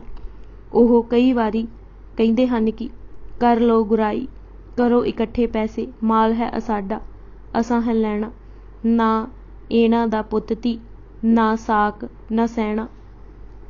ਪਰ ਗੁਰੂ ਜੀ ਸੁਣੀ ਅਣਸੁਣੀ ਕਰੀ ਜਾਂਦੇ। ਸ਼੍ਰੀ ਅੰਮ੍ਰਿਤਸਰ ਦਾ ਤਾਲ ਪੂਰਾ ਹੋ ਜਾਣ ਤੇ ਗੁਰੂ ਜੀ ਨੇ ਸੰਤੋਖ ਸਰ ਦੀ ਖੁਦਵਾਈ ਅਤੇ ਪਕਿਆਈ ਵੱਲ ਧਿਆਨ ਦਿੱਤਾ। ਇਸ ਸਰ ਤੇ ਵੀ ਗੁਰੂ ਰਾਮਦਾਸ ਜੀ ਨੇ ਕੁਝ ਕੰਮ ਕਰਵਾਇਆ ਸੀ, ਪਰ ਜੋਤੀ ਜੋਤ ਸਮਾ ਜਾਣ ਕਾਰਨ ਵਿੱਚੇ ਅਧੂਰਾ ਰਹਿ ਗਿਆ ਸੀ। ਜਿੱਥੇ ਹੁਣ ਪੁਰਾਣੀ ਟਾਹਲੀ ਹੈ, ਗੁਰੂ ਰਾਮਦਾਸ ਜੀ ਉਸ ਹੇਠਾਂ ਬੈਠ ਕੇ ਕਾਰ ਕਰਾਉਂਦੇ ਸਨ। ਹੁਣ ਇਹ ਟਾਹਲੀ ਸੰਤੋਖ ਸਰ ਕਿਨਾਰੇ ਉਸੇ ਤਰ੍ਹਾਂ ਦਰਸ਼ਨ ਦੇ ਰਹੀ ਹੈ। ਜਦ ਨਵੇਂ ਸਿਰਿਓਂ ਆਪਣੀ ਨਿਗਰਾਨੀ ਹੇਠ ਖੁਦਵਾਈ ਆਰੰਭ ਕਰਾਈ ਤਾਂ ਹੇਠੋਂ ਇੱਕ ਮੱਠ ਵਰਗੀ ਸ਼ੈ ਨਿਕਲੀ। ਆਪ ਜੀ ਨੇ ਬੜੇ ਇਹਤਿਆਤ ਨਾਲ ਉਸ ਨੂੰ ਪਟਵਾਇਆ ਤਾਂ ਹੇਠਾਂ ਇੱਕ ਸਾਧੂ ਨੂੰ ਸਮਾਧੀ ਲਗਾਏ ਦੇਖਿਆ। ਗੁਰੂ ਜੀ ਦੀ ਦੱਸੀ ਤਰਕੀਬ ਮੁਤਾਬਕ ਤੁਲਸੀ ਮੱਖਣ ਤੇ ਪੁੱਟਣੀਆਂ ਦੀ ਰਲਵੀਂ ਮਾਲਿਸ਼ ਕਰਕੇ ਉਸ ਦੇ ਪ੍ਰਾਣ ਚਲਾਏ ਗਏ। ਉਸ ਦੀ ਪੁੱਛ ਤੇ ਦੱਸਿਆ ਗਿਆ ਕਿ ਇਹ ਗੁਰੂ ਅਰਜਨ ਦੇਵ ਜੀ ਦੀ ਰਹਿਮਤ ਹੋਈ ਹੈ। ਉਸ ਨੇ ਵੀ ਵਾਰਤਾ ਸੁਣਾਈ ਕਿ ਜਦ ਉਸ ਨੇ ਸ਼ਾਂਤੀ ਪ੍ਰਾਪਤ ਕਰਨੀ ਚਾਹੀ ਤਾਂ ਉਸ ਦੇ ਸਿੱਖਿਆ ਦਾਤਾ ਨੇ ਕਿਹਾ ਸੀ ਕਿ ਜੇ ਇਸ ਦੀ ਵੀ ਸ਼ਾਂਤੀ ਲੈਣੀ ਹੈ ਤਾਂ ਪ੍ਰਾਣ ਚੜਾ ਕੇ ਬੈਠ ਜਾ, ਸਮਾਂ ਪਾ ਕੇ ਤੇਰੀ ਕਲਪਨਾ ਪੂਰੀ ਹੋਵੇਗੀ। ਉਸ ਗੁਰੂ ਜੀ ਦੇ ਚਰਨ ਪਕੜ ਲਏ ਅਤੇ ਜੀਵਨ ਦਾਨ ਪਾਇਆ। ਅਸਲ ਗੱਲ ਹੈ ਕਿ ਜੋਗੀ ਪ੍ਰਾਣਾਯਾਮੀ ਸੀ, ਵਿਦਵਾਨ ਸੀ, ਪਰ ਜੀ ਦਾਨ ਨੂੰ ਪ੍ਰਾਪਤ ਨਹੀਂ ਸੀ ਹੋਇਆ। ਜੀ ਦਾਨ ਪ੍ਰਸ਼ਾਦ ਕਿਰਪਾ ਦੀ ਵਸਤੂ ਹੈ। ਇਸ ਪ੍ਰਸ਼ਾਦ ਲਈ ਬੈਠਾ ਸੀ ਜੋ ਸਿੱਖ ਗੁਰੂ ਕੋਲੋਂ ਕਿਰਪਾ ਦ੍ਰਿਸ਼ਟੀ ਰਾਹੀਂ ਹਰ ਸਮੇਂ ਪਾ ਸਕਦਾ ਹੈ। ਉਸ ਤੇ ਵੀ ਗੁਰੂ ਜੀ ਨੇ ਕਿਰਪਾ ਦ੍ਰਿਸ਼ਟੀ ਕੀਤੀ। ਦਵੈਤ ਮਿਟ ਗਈ ਅਤੇ ਜੋ ਲੰਮੀ ਉਮਰ ਤੇ ਸਾਧਨਾ ਦਾ ਅਹੰਕਾਰ ਰੂਪੀ ਨਾਸ਼ ਸੀ, ਉਸ ਦਾ ਪੀਣਾ ਛੱਡ ਦਿੱਤਾ। ਜੋਗੀ ਨੇ ਸਵਾਲਾਂ ਦਾ ਇੱਕ ਸਵਾਲ ਕੀਤਾ ਕਿ ਜਗਤ ਸੱਚ ਹੈ ਕਿ ਝੂਠ? ਜੇ ਝੂਠ ਹੈ ਤਾਂ ਪ੍ਰਤੱਖ ਕਿਉਂ ਭਾਸਦਾ ਹੈ? ਜੇ ਸੱਚ ਹੈ ਤਾਂ ਚਲਾਈਮਾਨ ਕਿਉਂ ਹੈ? ਗੁਰੂ ਜੀ ਨੇ ਉੱਤਰ ਵਜੋਂ ਫਰਮਾਇਆ, ਜਿਵੇਂ ਸੁਪਨਾ ਹੈ, ਸੁਪਨੇ ਦੀ ਸਮੱਗਰੀ ਸੁਪਨੇ ਵਿੱਚ ਸੱਚ ਭਾਸਦੀ ਹੈ ਅਤੇ ਜਾਗਦਿਆਂ ਹੀ ਸਾਰੀ ਨਸ਼ਟ ਹੋ ਜਾਂਦੀ ਹੈ, ਤਿਵੇਂ ਹੀ ਇਹ ਜਗਤ ਅਤੇ ਸਰੀਰ ਅਗਿਆਨ ਦੀ ਨੀਂਦ ਵਿੱਚ ਸੱਚ ਦਿਖਾਈ ਦਿੰਦੇ ਹਨ ਅਤੇ ਗਿਆਨ ਪ੍ਰਾਪਤ ਹੋਇਆਂ ਦੂਰ ਹੋ ਜਾਂਦਾ ਹੈ। ਸੂਹੀ ਰਾਗ ਵਿੱਚ ਵੀ ਸ਼ਬਦ ਉਚਾਰਿਆ, ਬਾਜੀਗਰ ਜੈਸੇ ਬਾਜੀ ਪਾਈ, ਨਾਨਾ ਰੂਪ ਭੇਖ ਦਿਖਲਾਈ, ਸਾਂਗ ਉਤਾਰ ਥੰਮਿਓ ਪਸਾਰਾ, ਤਬ ਏਕੋ ਏਕੰਕਾਰਾ।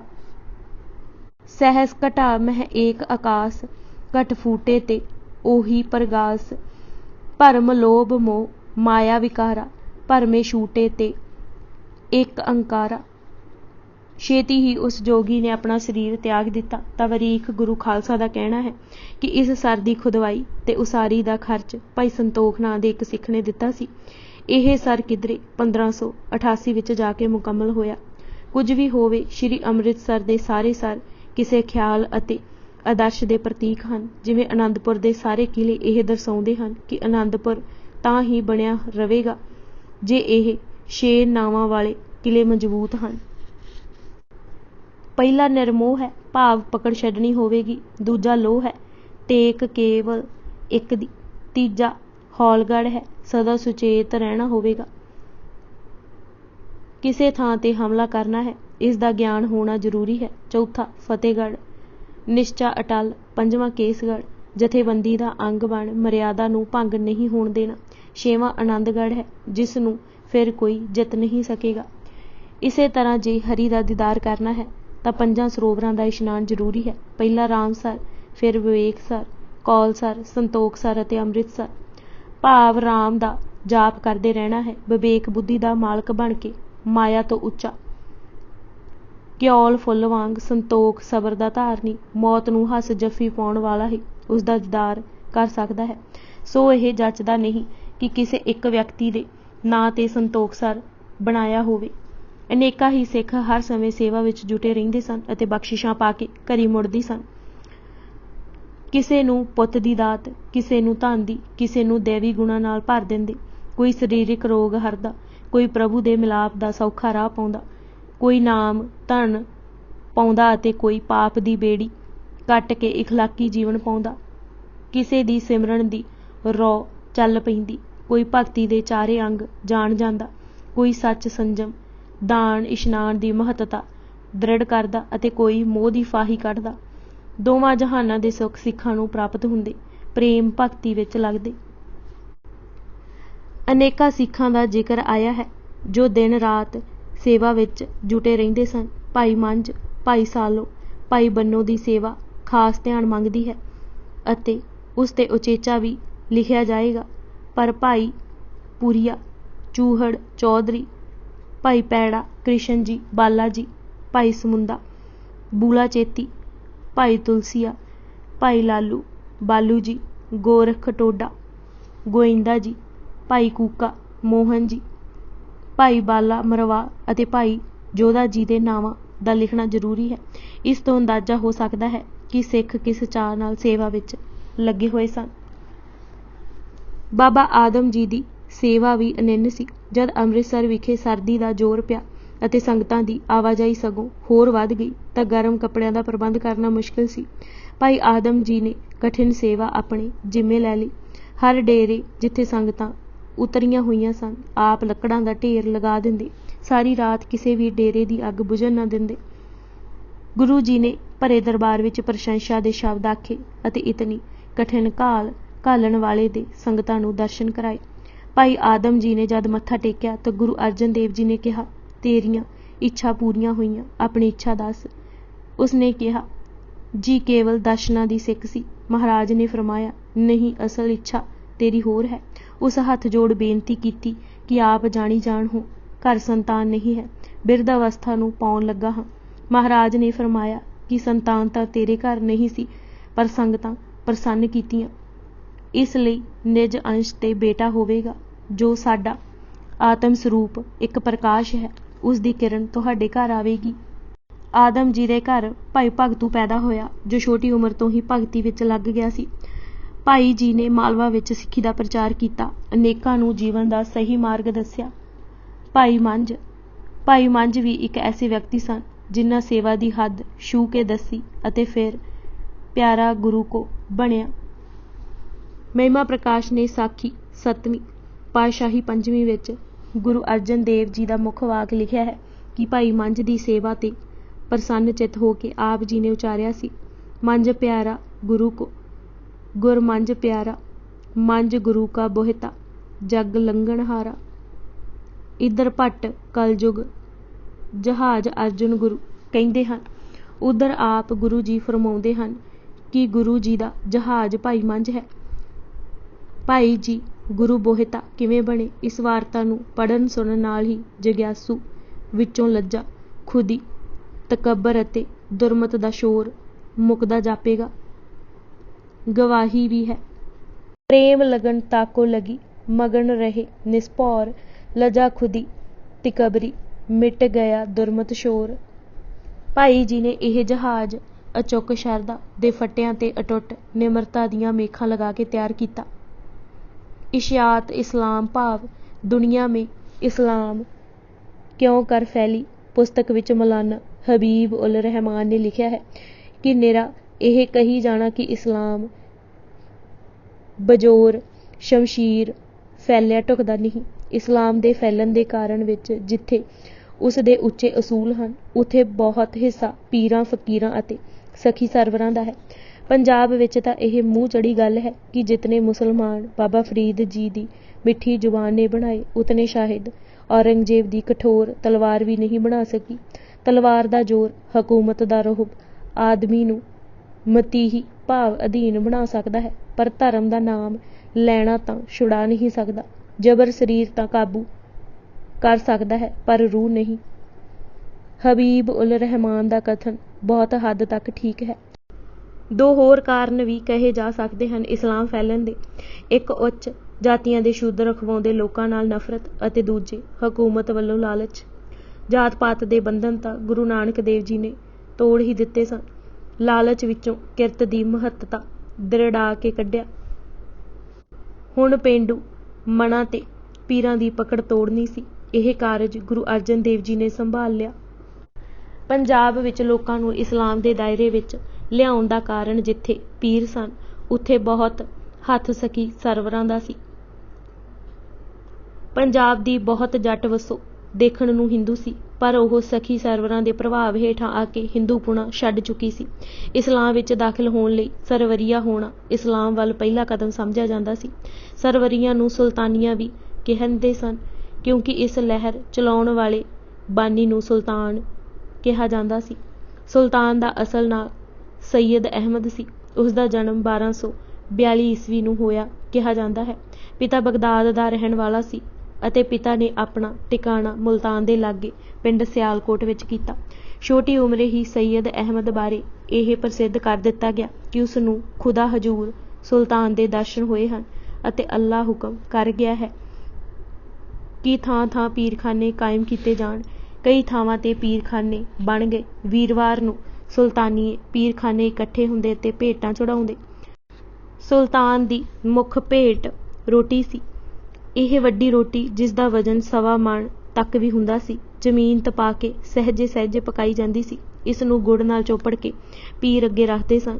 ਸੁਲਤਾਨ ਦਾ ਪੁਜਾਰੀ ਪਿਰਾਈ ਦਰੂਦ ਪੜ੍ਹ ਕੇ ਆਪ ਕੁਝ ਰੱਖ ਲੈਂਦਾ ਸੀ ਅਤੇ ਬਾਕੀ ਉਪਾਸਕਾਂ ਨੂੰ ਦੇ ਦਿੰਦਾ ਸੀ। ਸੁਲਤਾਨ ਦੀ ਮ੍ਰਿਤਿੂ 1291 ਈਸਵੀ ਨੂੰ ਹੋਈ ਤਾਂ ਉਸ ਦੀ ਕਬਰ ਡੇਰਾ ਗਾਜੀ ਖਾਨ ਤੋਂ 22 ਮੀਲ ਪੱਛਮ ਵੱਲ ਨਿਗਾਹੇ ਬਣਾਈ ਗਈ। ਸੁਲਤਾਨੀਏ ਜ਼ਿਆਰਤ ਲਈ ਨਿਗਾਹੇ ਹੀ ਜਾਂਦੇ ਸਨ। ਨਿਗਾਹੇ ਹੀ ਸੁਲਤਾਨ ਦੀ ਇਸਤਰੀ ਬੀਬੀ ਬਾਈ ਦੀ ਵੀ ਕਬਰ ਹੈ। ਇਸ ਤੋਂ ਉੱਤਰ ਕੇ ਦੂਜਾ ਵੱਡਾ ਪੀਰਖਾਨਾ ਧੌਕਲ ਪਿੰਡ ਵਿਖੇ ਵਜ਼ੀਰਾਬਾਦ ਪਾਸ ਹੈ। ਕੁਝ ਦੇਰ ਸੁਲਤਾਨ ਧੌਕਲ ਵੀ ਟਿਕਿਆ ਸੀ। ਇਸ ਤੋਂ ਸੁਲਤਾਨੀਆਂ ਨੂੰ ਧੌਕਲੀਆ ਵੀ ਕਿਹਾ ਜਾਂਦਾ ਹੈ। ਤੀਜਾ ਪ੍ਰਸਿੱਧ ਸਥਾਨ ਪੱਖੋਕੇ ਦੇ ਨੇੜੇ ਨਹਿਰ ਕਿਨਾਰੇ ਤਰਨਤਾਰਨ ਤੋਂ ਚੜ੍ਹਦੇ ਵੱਲ ਨਗਰ ਬੁੰਡਾਲਾ ਦੇ ਹੀ ਲਾਗੇ ਸੀ।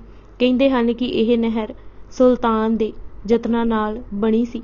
ਇਹ ਵੀ ਇੱਕ ਕਰਾਮਾਤ ਹੀ ਗਿਣੀ ਜਾਂਦੀ ਸੀ। ਕੋੜੀਆਂ ਲਈ ਨਹਿਰ ਦਾ ਜਲ ਸੁਖਾਵਾਂ ਕਿਹਾ ਜਾਂਦਾ ਸੀ।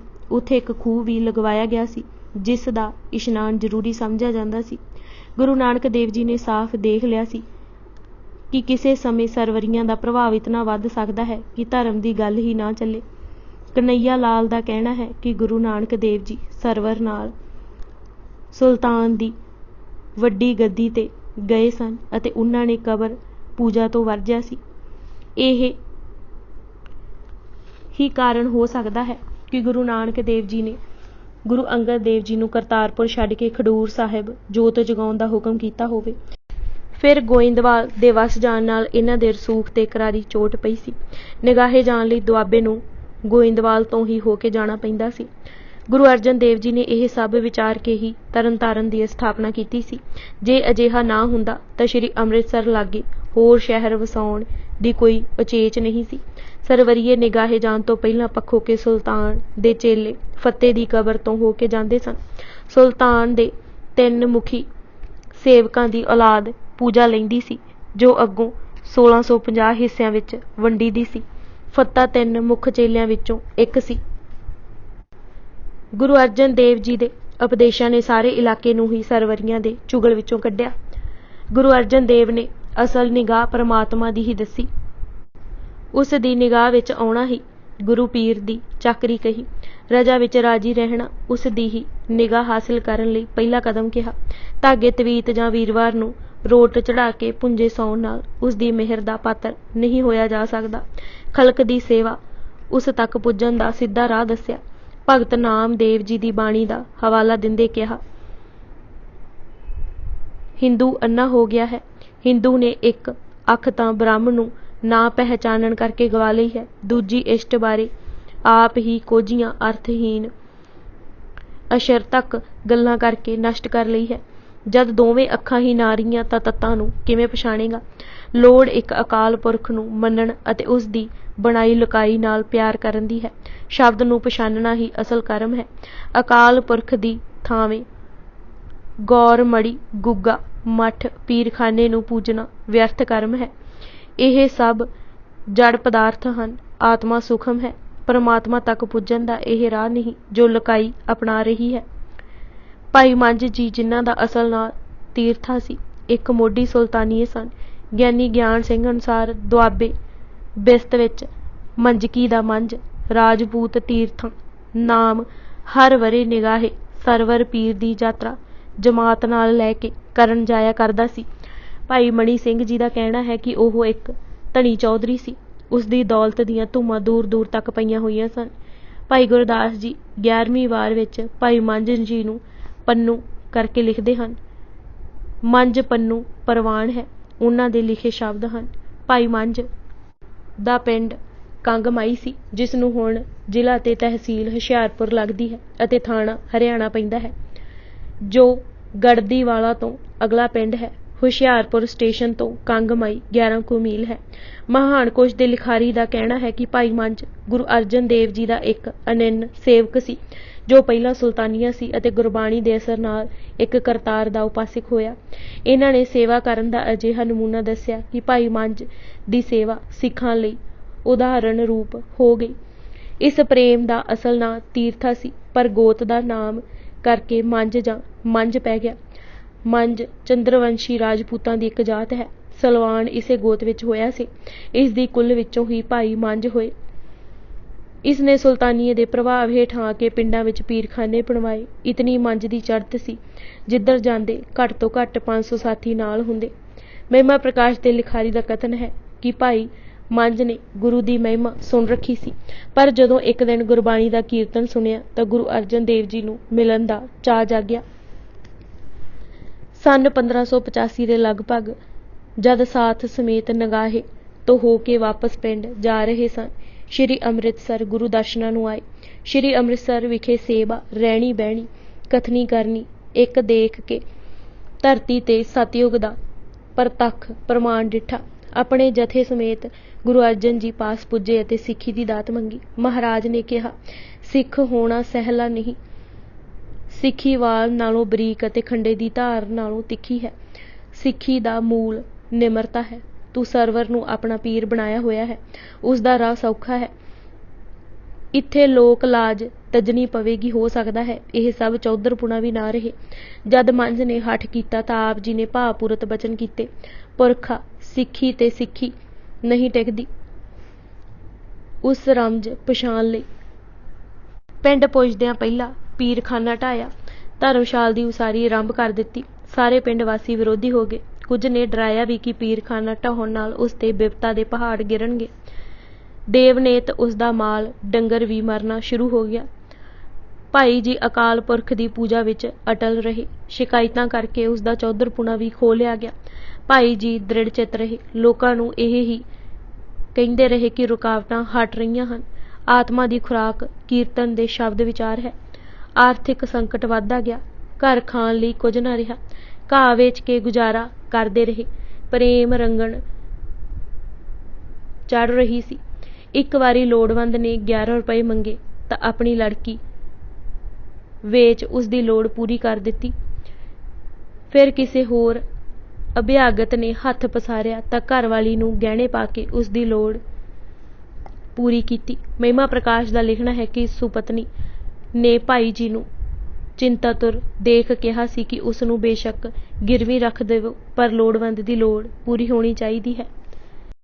ਇੱਥੇ ਮੈਂ ਇਤਨਾ ਜ਼ਰੂਰ ਕਹਿਣਾ ਹੈ ਕਿ ਮਿਥਿਹਾਸਿਕ ਹਰੀਸ਼ ਚੰਦਰ ਨੂੰ ਤਾਂ ਸਾਰੇ ਜਾਣਦੇ ਹਨ, ਪਰ ਇਤਿਹਾਸਿਕ ਮੰਝ ਬਾਰੇ ਅਸੀਂ ਲੋਕਾਂ ਨੂੰ ਜਾਣੂ ਹੀ ਨਹੀਂ ਕਰਾ ਸਕੇ।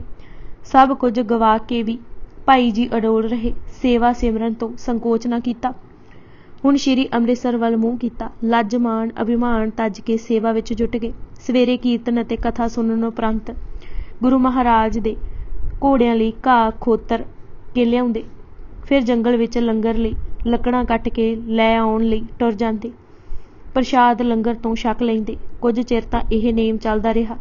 ਇੱਕ ਦਿਨ ਪੰਜਵੇਂ ਪਾਤਸ਼ਾਹ ਨੇ ਭਾਈ ਜੀ ਤੋਂ ਪੁੱਛ ਹੀ ਲਿਆ ਕਿ ਪ੍ਰਸ਼ਾਦ ਕਿੱਥੋਂ ਖਾਂਦੇ ਹੋ। ਮੰਝ ਜੀ ਨੇ ਦੱਸਿਆ, ਲੰਗਰ ਤੋਂ। ਮਹਾਰਾਜ ਨੇ ਸੁਭਾਵਕ ਕਿਹਾ, ਇਹ ਤਾਂ ਫਿਰ ਮਜ਼ਦੂਰੀ ਹੀ ਹੋਈ। ਭਾਈ ਜੀ ਕਿਰਤ ਦੀ ਮਹੱਤਤਾ ਸਮਝ ਗਏ। ਉਸ ਦਿਨ ਤੋਂ ਪਿੱਛੋਂ ਕਦੇ ਲੰਗਰ ਦਾ ਪ੍ਰਸ਼ਾਦਾ ਨਾ ਛਕਿਆ। ਲੰਗਰ ਵਿੱਚ ਲੱਕੜੀ ਉਸੇ ਪ੍ਰਕਾਰ ਲਿਆ ਕੇ ਪਾਉਂਦੇ ਰਹੇ।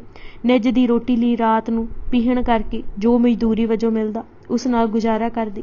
ਇਹ ਕਰੜੀ ਕਾਰ ਦੇਖ ਕਈ ਤਾਂ ਤਰਾਹ ਕਰਦੇ, ਪਰ ਬਹੁਤੇ ਧੰਨ ਸਿੱਖ ਤੇ ਧੰਨ ਸਿੱਖੀ ਹੀ ਕਹਿੰਦੇ। ਇੱਕ ਵਾਰੀ ਫੇਰ ਗੁਰੂ ਅਰਜਨ ਦੇਵ ਜੀ ਨੇ ਭਾਈ ਜੀ ਨੂੰ ਕਿਹਾ, ਮੰਝ ਸਿੱਖ ਹੋ ਕੇ ਤੂੰ ਕੀ ਖੱਟਿਆ? ਚੌਧਰਪੁਣਾ ਗਵਾਇਆ, ਸਿੱਖੀ ਸੇਵਕੀ ਗਈ, ਧਨ ਨਾਸ਼, ਇਸਤਰੀ ਗਹਿਣੇ ਪਈ, ਬੇਟੀ ਵਿਕ ਗਈ। ਰਾਤ ਦਿਨ ਇੱਥੇ ਵੀ ਚੈਨ ਨਹੀਂ। ਜਾਓ ਘਰ ਦੀ ਖਬਰ ਲਵੋ, ਸੁਣਿਆ ਹੈ ਘਰ ਕੋਠੇ ਵੀ ਜ਼ਬਤ ਹੋ ਗਏ ਹਨ। ਇਹ ਸੁਣ ਕੇ ਮੰਝ ਨੇ ਗੁਰੂ ਜੀ ਦੇ ਚਰਨ ਪਕੜ ਲਏ ਤੇ ਕਿਹਾ, ਮਹਾਰਾਜ, ਚਰਨਾਂ ਨਾਲੋਂ ਵਿਛੋੜਨ ਦੀ ਗੱਲ ਨਾ ਕਹਿਣਾ। ਸੱਚੇ ਪਾਤਸ਼ਾਹ ਤੁਸੀਂ ਆਪ ਤਾਂ ਕਹਿੰਦੇ ਹੋ, ਸੁਪਨੇ ਦਾ ਧਨ ਜਾਏ ਤਾਂ ਕਿਆ ਘਟ ਜਾਂਦਾ ਹੈ। ਝੂਠਾ ਧਨ ਗਵਾ ਕੇ ਸੱਚਾ ਧਨ ਲੱਭਾ ਹੈ, ਜਿਸ ਨੂੰ ਚੋਰ ਉਚੱਕਾ ਤੇ ਰਾਜਾ ਵੀ ਖੋ ਨਹੀਂ ਸਕਦਾ। ਗੁਰੂ ਜੀ ਭਾਈ ਜੀ ਦਾ ਸਿਦਕ ਦੇਖ ਕੇ ਬਹੁਤ ਪ੍ਰਸੰਨ ਹੋਏ। ਹੁਣ ਤਾਂ ਬਣ ਰਹੇ ਜਹਾਜ਼ ਵਿੱਚ ਕੇਵਲ ਆਖਰੀ ਮੇਖ ਹੀ ਲਗਾਉਣੀ ਰਹਿੰਦੀ ਸੀ। ਇੱਕ ਸ਼ਾਮ ਭਾਈ ਜੀ ਲੰਗਰ ਲਈ ਲੱਕੜਾਂ ਕੱਟ ਕੇ ਲਿਆ ਰਹੇ ਸਨ ਕਿ ਜ਼ੋਰ ਦੀ ਹਨੇਰੀ ਝੁੱਲੀ ਅਤੇ ਫਿਰ ਝੱਖੜ ਨੇ ਜ਼ੋਰ ਪਾ ਲਿਆ। ਰਾਹ ਤੋਂ ਭਾਈ ਜੀ ਖੁੰਝ ਗਏ ਅਤੇ ਸੁਲਤਾਨਪੁਰ ਵਿੰਡ ਦੇ ਲਾਗੇ ਹੀ ਇੱਕ ਖੂਹ ਵਿੱਚ ਜਾ ਡਿੱਗੇ। ਖੂਹ ਵਿੱਚ ਪਿਆ ਉਹਨਾਂ ਲੰਗਰ ਦੀਆਂ ਲੱਕੜਾਂ ਦੀ ਸੰਭਾਲ ਆਪਣੇ ਨਾਲੋਂ ਵੱਧ ਰੱਖੀ। ਲੱਕੜਾਂ ਨੂੰ ਸਿਰ ਤੇ ਹੀ ਟਿਕਾਈ ਰੱਖਿਆ, ਮੱਤਾਂ ਗਿੱਲੀਆਂ ਨਾ ਹੋ ਜਾਣ। ਉਸੇ ਦਸ਼ਾ ਵਿੱਚ ਪਏ ਉੱਚੀ ਉੱਚੀ ਬਾਣੀ ਪੜ੍ਹਦੇ ਰਹੇ। ਇੱਧਰ ਹੀ ਅੰਮ੍ਰਿਤਸਰ ਚਿੰਤਾ ਹੋਣ ਲੱਗੀ ਕਿ ਭਾਈ ਸਾਹਿਬ ਲੱਕੜਾਂ ਲੈ ਕੇ ਨਹੀਂ ਮੁੜੇ, ਕਿਧਰੇ ਤੂਫਾਨ ਦੀ ਲਪੇਟ ਵਿੱਚ ਨਾ ਆ ਗਏ ਹੋਣ। ਕਾਫੀ ਰਾਤ ਪਏ ਜਦ ਖੋਜੀਆਂ ਨੇ ਖੂਹ ਵਿੱਚੋਂ ਬਾਣੀ ਦੀ ਆਵਾਜ਼ ਸੁਣੀ ਤਾਂ ਗੁਰੂ ਜੀ ਵੱਲ ਸੱਜਣ ਦੌੜਾਏ। ਮਹਾਰਾਜ ਜੀ ਉਸੇ ਸਮੇਂ ਨੰਗੇ ਪੈਰੀ ਹੀ ਖੂਹ ਵੱਲ ਦੌੜ ਪਏ। ਰੱਸੇ ਵੀ ਆ ਗਏ। ਉਤੋਂ ਆਵਾਜ਼ ਦਿੱਤੀ ਕਿ ਲੱਕੜਾਂ ਸੁੱਟ ਕੇ ਉੱਪਰ ਆ ਜਾਓ। ਭਾਈ ਜੀ ਨੇ ਉਸੇ ਸਹਿਜ ਵਿੱਚ ਕਿਹਾ, ਪਹਿਲਾਂ ਲੱਕੜਾਂ ਕੱਢੋ, ਫਿਰ ਉਹ ਵੀ ਆ ਜਾਣਗੇ। ਗਿਆਨੀ ਗਿਆਨ ਸਿੰਘ ਦੇ ਸ਼ਬਦਾਂ ਵਿੱਚ ਕਿਹਾ, ਯਹ ਤਨ ਭੀਗਿਆ ਬਿਗਿਰਤ ਨਾਹੀ, ਲੱਕੜੀ ਭੀਗੀ ਜਰ ਹੈ ਨਾਹੀ। ਇਸੇ ਤਰ੍ਹਾਂ ਹੀ ਕੀਤਾ ਗਿਆ। ਖੂਹ ਦੀ ਮਣ ਪਾਸ ਗੁਰੂ ਅਰਜਨ ਦੇਵ ਜੀ ਨੂੰ ਖੜਾ ਦੇਖ ਭਾਈ ਜੀ ਗੁਰੂ ਚਰਨਾਂ ਨਾਲ ਲਿਪਟ ਗਏ। ਮਹਾਰਾਜ ਨੇ ਚੁੱਕ ਛਾਤੀ ਨਾਲ ਲਗਾਇਆ ਤੇ ਫਰਮਾਇਆ, ਤੁਹਾਡੀ ਘਾਲ ਥਾਏ ਪਈ, ਕੁਝ ਮੰਗੋ। ਭਾਈ ਜੀ ਨੇ ਉਸੇ ਤਰ੍ਹਾਂ ਪਹਿਲੀ ਨਿਮਰਤਾ ਵਿੱਚ ਕਿਹਾ, ਗਰੀਬ ਨਿਵਾਜ, ਜੋ ਕੁਝ ਤੁਸਾਂ ਦੇਣਾ ਹੈ ਸੋ ਦੇ ਰਹੇ ਹੋ, ਅਬ ਇਹ ਦਾਨ ਦੇਵੋ ਕਿ ਅਜਾਚੀ ਹੋਵਾਂ, ਮੰਗਣ ਦੀ ਬਿਰਤੀ ਨਾ ਉਪਜੇ। ਮਹਾਰਾਜ ਨੇ ਕਿਹਾ, ਐਸਾ ਹੀ ਹੋਵੇਗਾ, ਪਰ ਫਿਰ ਵੀ ਕੁਝ ਮੰਗੋ। ਭਾਈ ਜੀ ਨੇ ਕਿਹਾ, ਜੇ ਤੁੱਠੇ ਹੋ ਤਾਂ ਮਿਹਰ ਕਰੋ, ਕਲਯੁਗ ਦਾ ਸਮਾਂ ਹੈ, ਇਤਨੀ ਤਾੜਨਾ ਨਾ ਕਰਾਇਆ ਕਰੋ, ਸਿੱਖਾਂ ਨੂੰ ਇਤਨਾ ਕਸ਼ਟ ਨਾ ਮਿਲੇ। ਬਖਸ਼ਿਸ਼ਾਂ ਦੇ ਦਾਤੇ ਨੇ ਕਿਹਾ, ਇਹ ਵੀ ਮਿਲੇਗਾ, ਪਰ ਤੂੰ ਵੀ ਕੁਝ ਮੰਗ। ਭਾਈ ਜੀ ਨੇ ਹੋਰ ਨਿਮਰ ਹੋ ਕੇ ਕਿਹਾ, ਮਹਾਰਾਜ ਆਪ ਜੀ ਦੇ ਚਰਨਾਂ ਦਾ ਧਿਆਨ ਮਿਲੇ, ਸਤਨਾਮ ਦਾ ਸਿਮਰਨ ਕਦੇ ਨਾ ਭੁੱਲੇ। ਜੇ ਬਖਸ਼ਿਸ਼ ਦੇ ਘਰ ਆਏ ਹੋ ਤਾਂ ਸਿੱਧਕ ਦਾਨ ਝੋਲੀ ਪਾਓ। ਗੁਰੂ ਜੀ ਨੇ ਇਹ ਸੁਣ ਕੇ ਆਪੂ ਵੀ ਸਰੂਰ ਵਿੱਚ ਆ ਗਏ ਤੇ ਫਰਮਾਇਆ, ਮੰਝ ਪਿਆਰਾ ਗੁਰੂ ਕੋ, ਗੁਰ ਮੰਝ ਪਿਆਰਾ, ਮੰਝ ਗੁਰੂ ਕਾ ਬੋਹਿਤਾ, ਜਗ ਲੰਘਣ ਹਾਰਾ। ਗੁਰੂ ਜੀ ਦਾ ਭਾਵ ਸੀ ਕਿ ਜੋ ਮੰਝ ਦੀ ਘਾਲਣਾ ਨੂੰ ਜਾਣ ਬੁੱਝ ਲਏਗਾ, ਉਹ ਇਸ ਭਾਵ ਸਾਗਰ ਤੋਂ ਪਾਰ ਹੋ ਜਾਏਗਾ। ਜਗ ਤੋਂ ਪਾਰ ਹੋਣ ਲਈ ਸਭ ਤੋਂ ਵੱਡੀ ਰੁਕਾਵਟ ਹਿਊਮੈ ਹੈ, ਜੋ ਕਈ ਰੂਪ ਧਾਰ ਕੇ ਜਗਿਆਸੂ ਨੂੰ ਢਾਉਂਦੀ ਹੈ। ਚੌਧਰਪੁਣਾ ਵੀ ਉਸ ਵੱਲ ਵਧਣ ਨਹੀਂ ਦਿੰਦਾ। ਸਿੱਖੀ ਸੇਵਕੀ ਬੰਧਨ ਰੂਪ ਹੋ ਪਿਛਾਂਹ ਵੱਲ ਘਸੀਟਦੇ ਰਹਿੰਦੇ ਹਨ। ਧਨ ਦਾ ਮਾਣ ਰਾਹ ਦਾ ਵੱਡਾ ਪੱਥਰ ਹੈ। ਪੁੱਤਰ ਪੁੱਤਰੀ ਇਸਤਰੀ ਮੋਹ ਜਾਲ ਵਿੱਚ ਐਸਾ ਜਕੜ ਲੈਂਦੇ ਹਨ ਕਿ ਨਿਕਲਣਾ ਮੁਸ਼ਕਿਲ ਹੋ ਜਾਂਦਾ ਹੈ। ਮੋਹ ਵਿੱਚ ਫਸਿਆ ਜੀਵ ਬਹੁਤੀ ਵਾਰ ਧਰਮ ਦਾ ਰਾਹ ਹੀ ਛੱਡ ਜਾਂਦਾ ਹੈ। ਭਾਈ ਜੀ ਦੀ ਜੀਵਨ ਕਾਲ ਦੱਸ ਪਾ ਰਹੀ ਹੈ ਕਿ ਕਦੇ ਇਹਨਾਂ ਨੂੰ ਰੁਕਾਵਟਾਂ ਨਹੀਂ ਬਣਨ ਦੇਣਾ ਚਾਹੀਦਾ। ਇਹ ਸਾਧਨ ਰਹਿਣ ਇਆਂ ਤਨ ਜੋਬਨ ਔਰ ਸੁਤਦਾਰਾ ਪੇਖਣ ਕੋ ਜੋ ਦਿਓ। ਇਹਨਾਂ ਵਿੱਚ ਜੋ ਅਟਕ ਰਿਹਾ ਉਹ ਅੱਗੇ ਤੁਰ ਨਹੀਂ ਸਕੇਗਾ।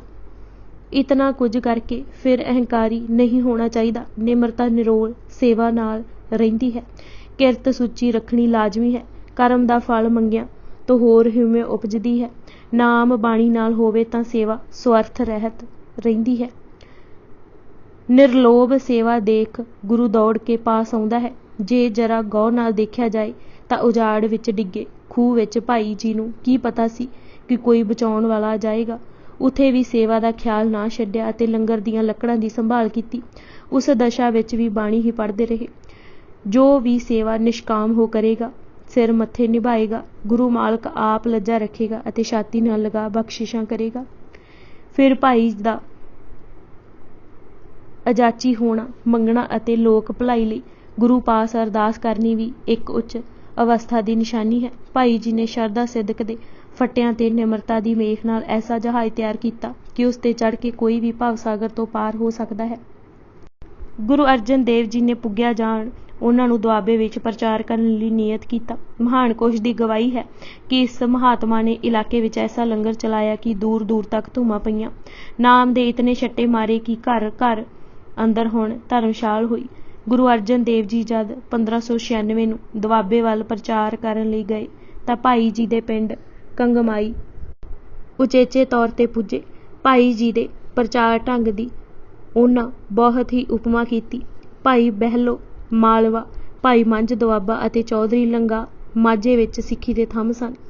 ਪਿੰਡ ਕੰਗਮਾਈ ਹੀ ਆਪ ਜੀ ਦਾ ਅਕਾਲ ਚਲਾਣਾ ਹੋਇਆ ਸੀ ਅਤੇ ਸੰਸਕਾਰ ਵਾਲੀ ਥਾਂ ਹੀ ਸੰਗਤਾਂ ਨੇ ਸਮਾਧ ਬਣਾ ਦਿੱਤੀ ਸੀ। ਹੁਣ ਲੰਗਰ ਚੱਲਦੇ ਰਹਿੰਦੇ ਹਨ। ਅੱਜ ਅਸੀਂ ਪ੍ਰਤੱਖ ਹਰ ਜੀਵਨੀ ਗੁਰੂ ਅਰਜਨ ਦੇਵ ਜੀ ਕਿਤਾਬ ਦੇ 70 ਪੰਨੇ ਪੜ੍ਹ ਚੁੱਕੇ ਹਾਂ। ਬਾਕੀ ਦੀ ਕਿਤਾਬ ਅਸੀਂ ਅਗਲੇ ਭਾਗ ਵਿੱਚ ਪੜ੍ਹਾਂਗੇ। ਵਾਹਿਗੁਰੂ ਜੀ ਕਾ ਖਾਲਸਾ, ਵਾਹਿਗੁਰੂ ਜੀ ਕੀ ਫਤਿਹ।